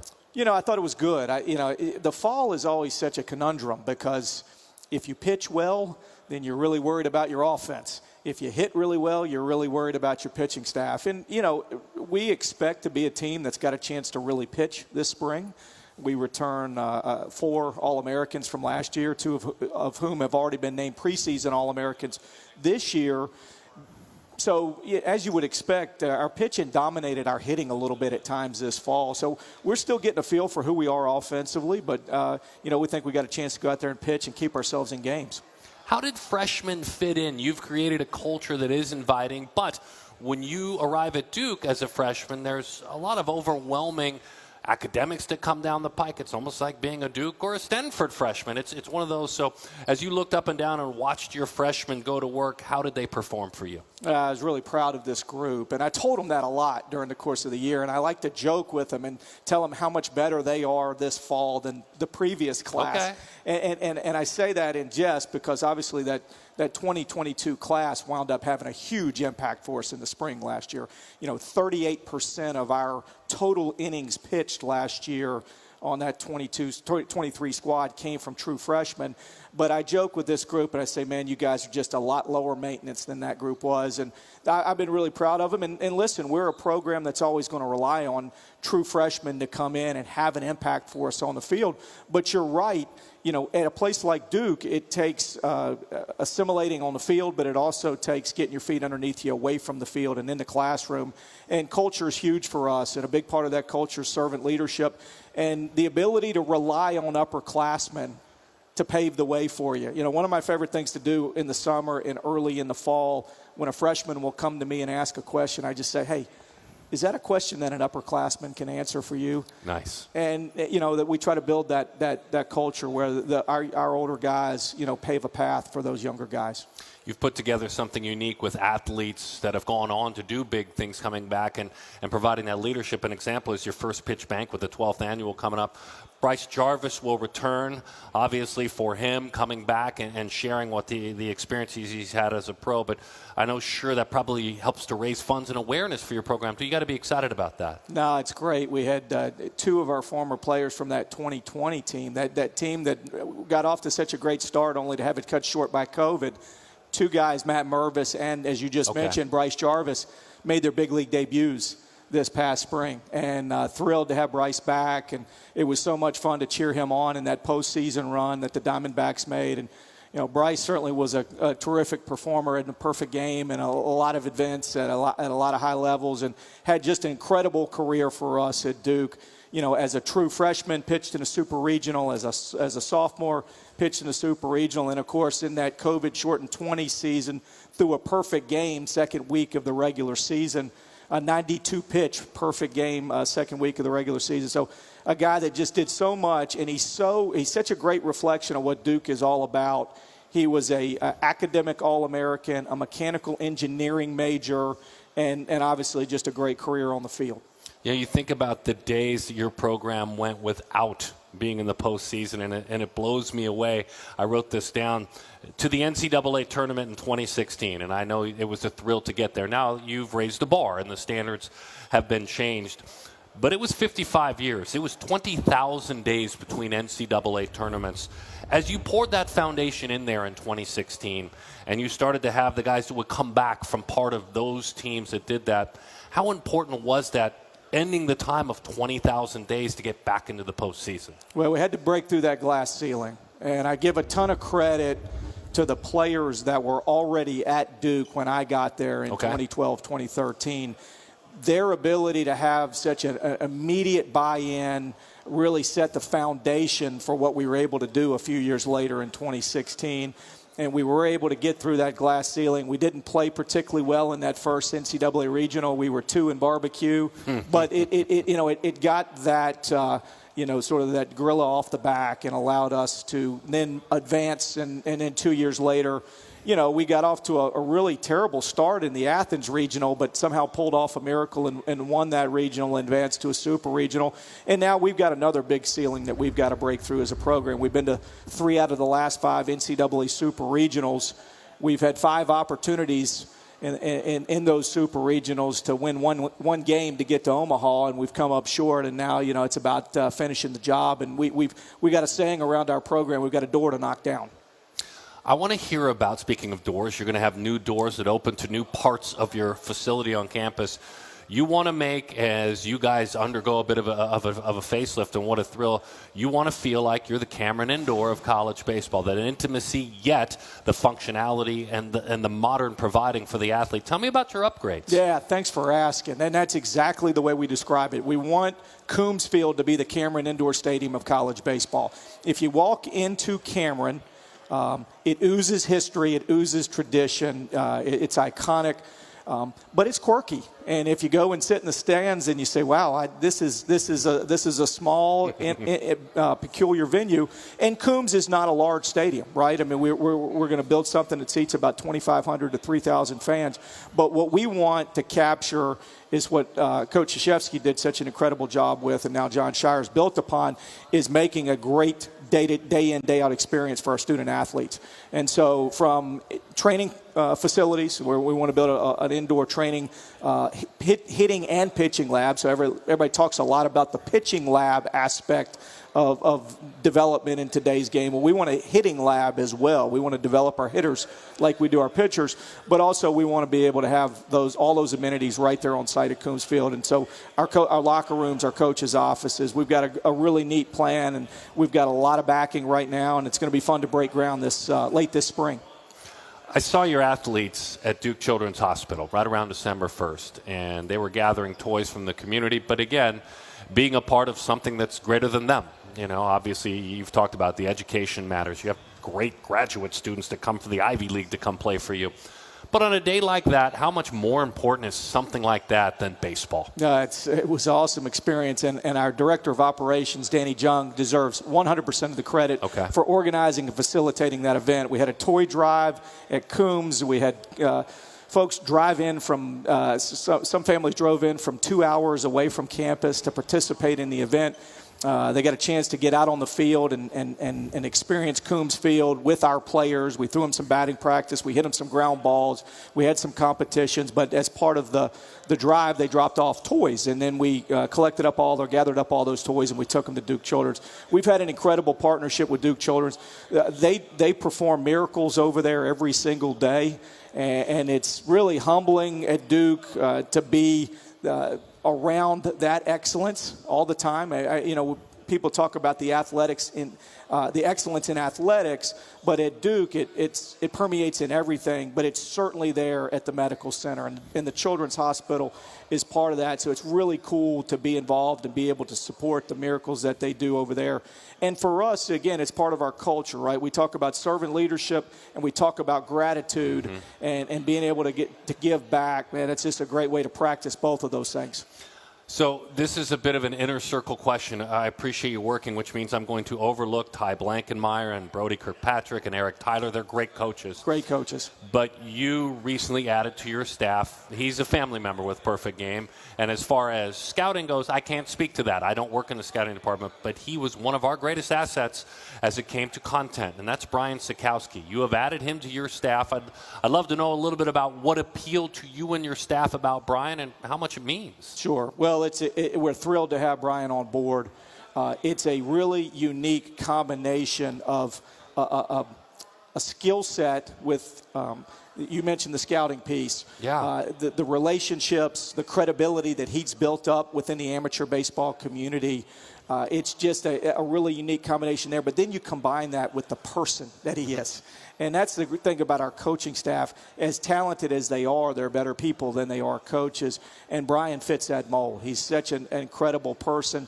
And it's been so much fun to have my phone blow up and my social media accounts blow up with congratulations and well wishes. And I'm excited for him, but candidly, I'm excited for our program and the value that he adds to an already great staff. So if I wanted to go watch Alex Stone play, and I was telling my buddies, hey, you might not want to miss this guy play, what are some of the reasons that people should put down a few bucks to buy a ticket to watch Alex play? Yeah, because he's a guy that, candidly, we didn't even think we'd have another opportunity to see in college baseball. You're getting another chance to see him as a collegiate baseball player in the ACC when, by all accounts, he should be playing professional baseball right now. We're thrilled to have him back. You know, we're thrilled to have the bat back, 17 home runs, 17 doubles. The defense, he makes our pitching staff better. But as much as anything, we're just thrilled to have his leadership back. He's a quiet, lead by example guy. When he speaks, when he pulls a young player aside, there's an immediate accountability. There is an immediate respect. And so it's been fun to have him around and have that dynamic that he brings to the table for another year. We're lucky to have him back. I touched on this earlier, and this is one of the final things I want to talk about. Because of the education that you guys provide at Duke, you find really gifted Ivy League players that have run their course and earned their degrees that want to go to Duke and get themselves some graduate studies. And all of a sudden you have Ben Miller, who comes from Penn, and you have Logan Bravo, is that correct? From Harvard, that's right. From Harvard. Yep. You have Jackson Emus from Princeton who went off in the Cape on the mound, sinker, changeup guy. And Bravo and Miller are going to impact your team. Talk to me about those three Ivy League men. Well, you know, it's funny because Aaron Fitt asked me the same question this fall. He said, what's the deal with all the Ivy League grad transfers? And I said, you know, they get Duke. They really get the value of Duke, and it's about the combination. We always talk about on social media the best of both worlds, and those guys really understand, hey, I'm going to have an opportunity to stack a Duke graduate degree, a Fuqua School of Business graduate degree, one of the 10 best in the country, on top of an Ivy League undergraduate diploma. That's going to look pretty good when I get into my next career after baseball is done.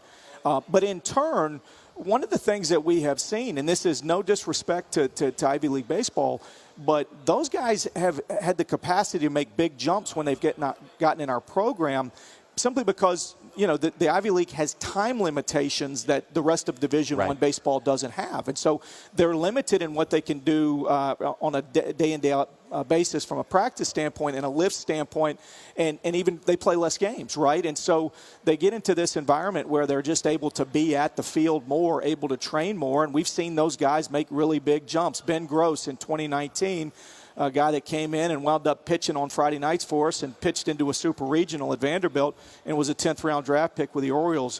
2021, Peter Matt came from Penn and wound up being a 10th rounder and went on to have a nice career in the Chicago Cubs organization. So those guys have recognized that, hey, I'm going to get a chance to train a lot more. I'm going to get a great degree. I'm going to be in a program that's got a really good track record of being in postseason play. And if I produce, I'm going to have a chance to extend my career and go on to play at the next level.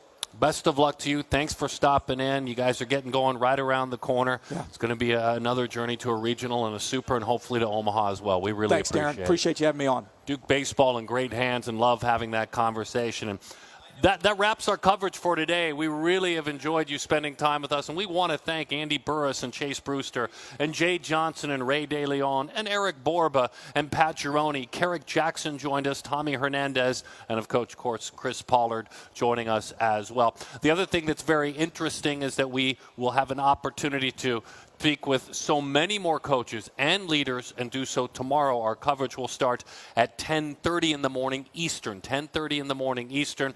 This is the overview. You see Tracy Smith and Todd Fitzgerald, Chan Brown, Jimmy Osting of the Ostingers, Jeff Petty, Scott Laverty will be here, and then an afternoon session, very, very busy, walking you through, that will be coming on through 9:30 a.m. We will get going with the 9:30 a.m. Central. 10:30 Eastern is the time we will get started. Hunter Pence will join us. He'll sit right here next to us all day long. That's going to spice things up, you know it. Because Hunter's my co-host on my college baseball show, and no one prepares like him, and no one listens like him, and yet he has that experience. So that's our coverage for today. We'll be back with you tomorrow, 9:30 Central, 10:30 Eastern. Again, check social media for the guest list that we will have. Bobby Witt Jr. will be joining us along with his dad. We're going to get a chance to talk with Cole Hamels as well, Aaron Cunningham of the Hunter Pence Baseball Academy as well. On behalf of our entire production team here in Grapevine, Texas, and also in Orange County, California, Danny Wexelman did an incredible job. All of our coaches and our leadership, Jason Jaquette, Jim Jenks, providing us and our production team here on the floor at ABCA. Come back and visit us again tomorrow. My name's Darren. We love this sport just like you do, and all these 7,000 coaches that are here. We'll be back tomorrow.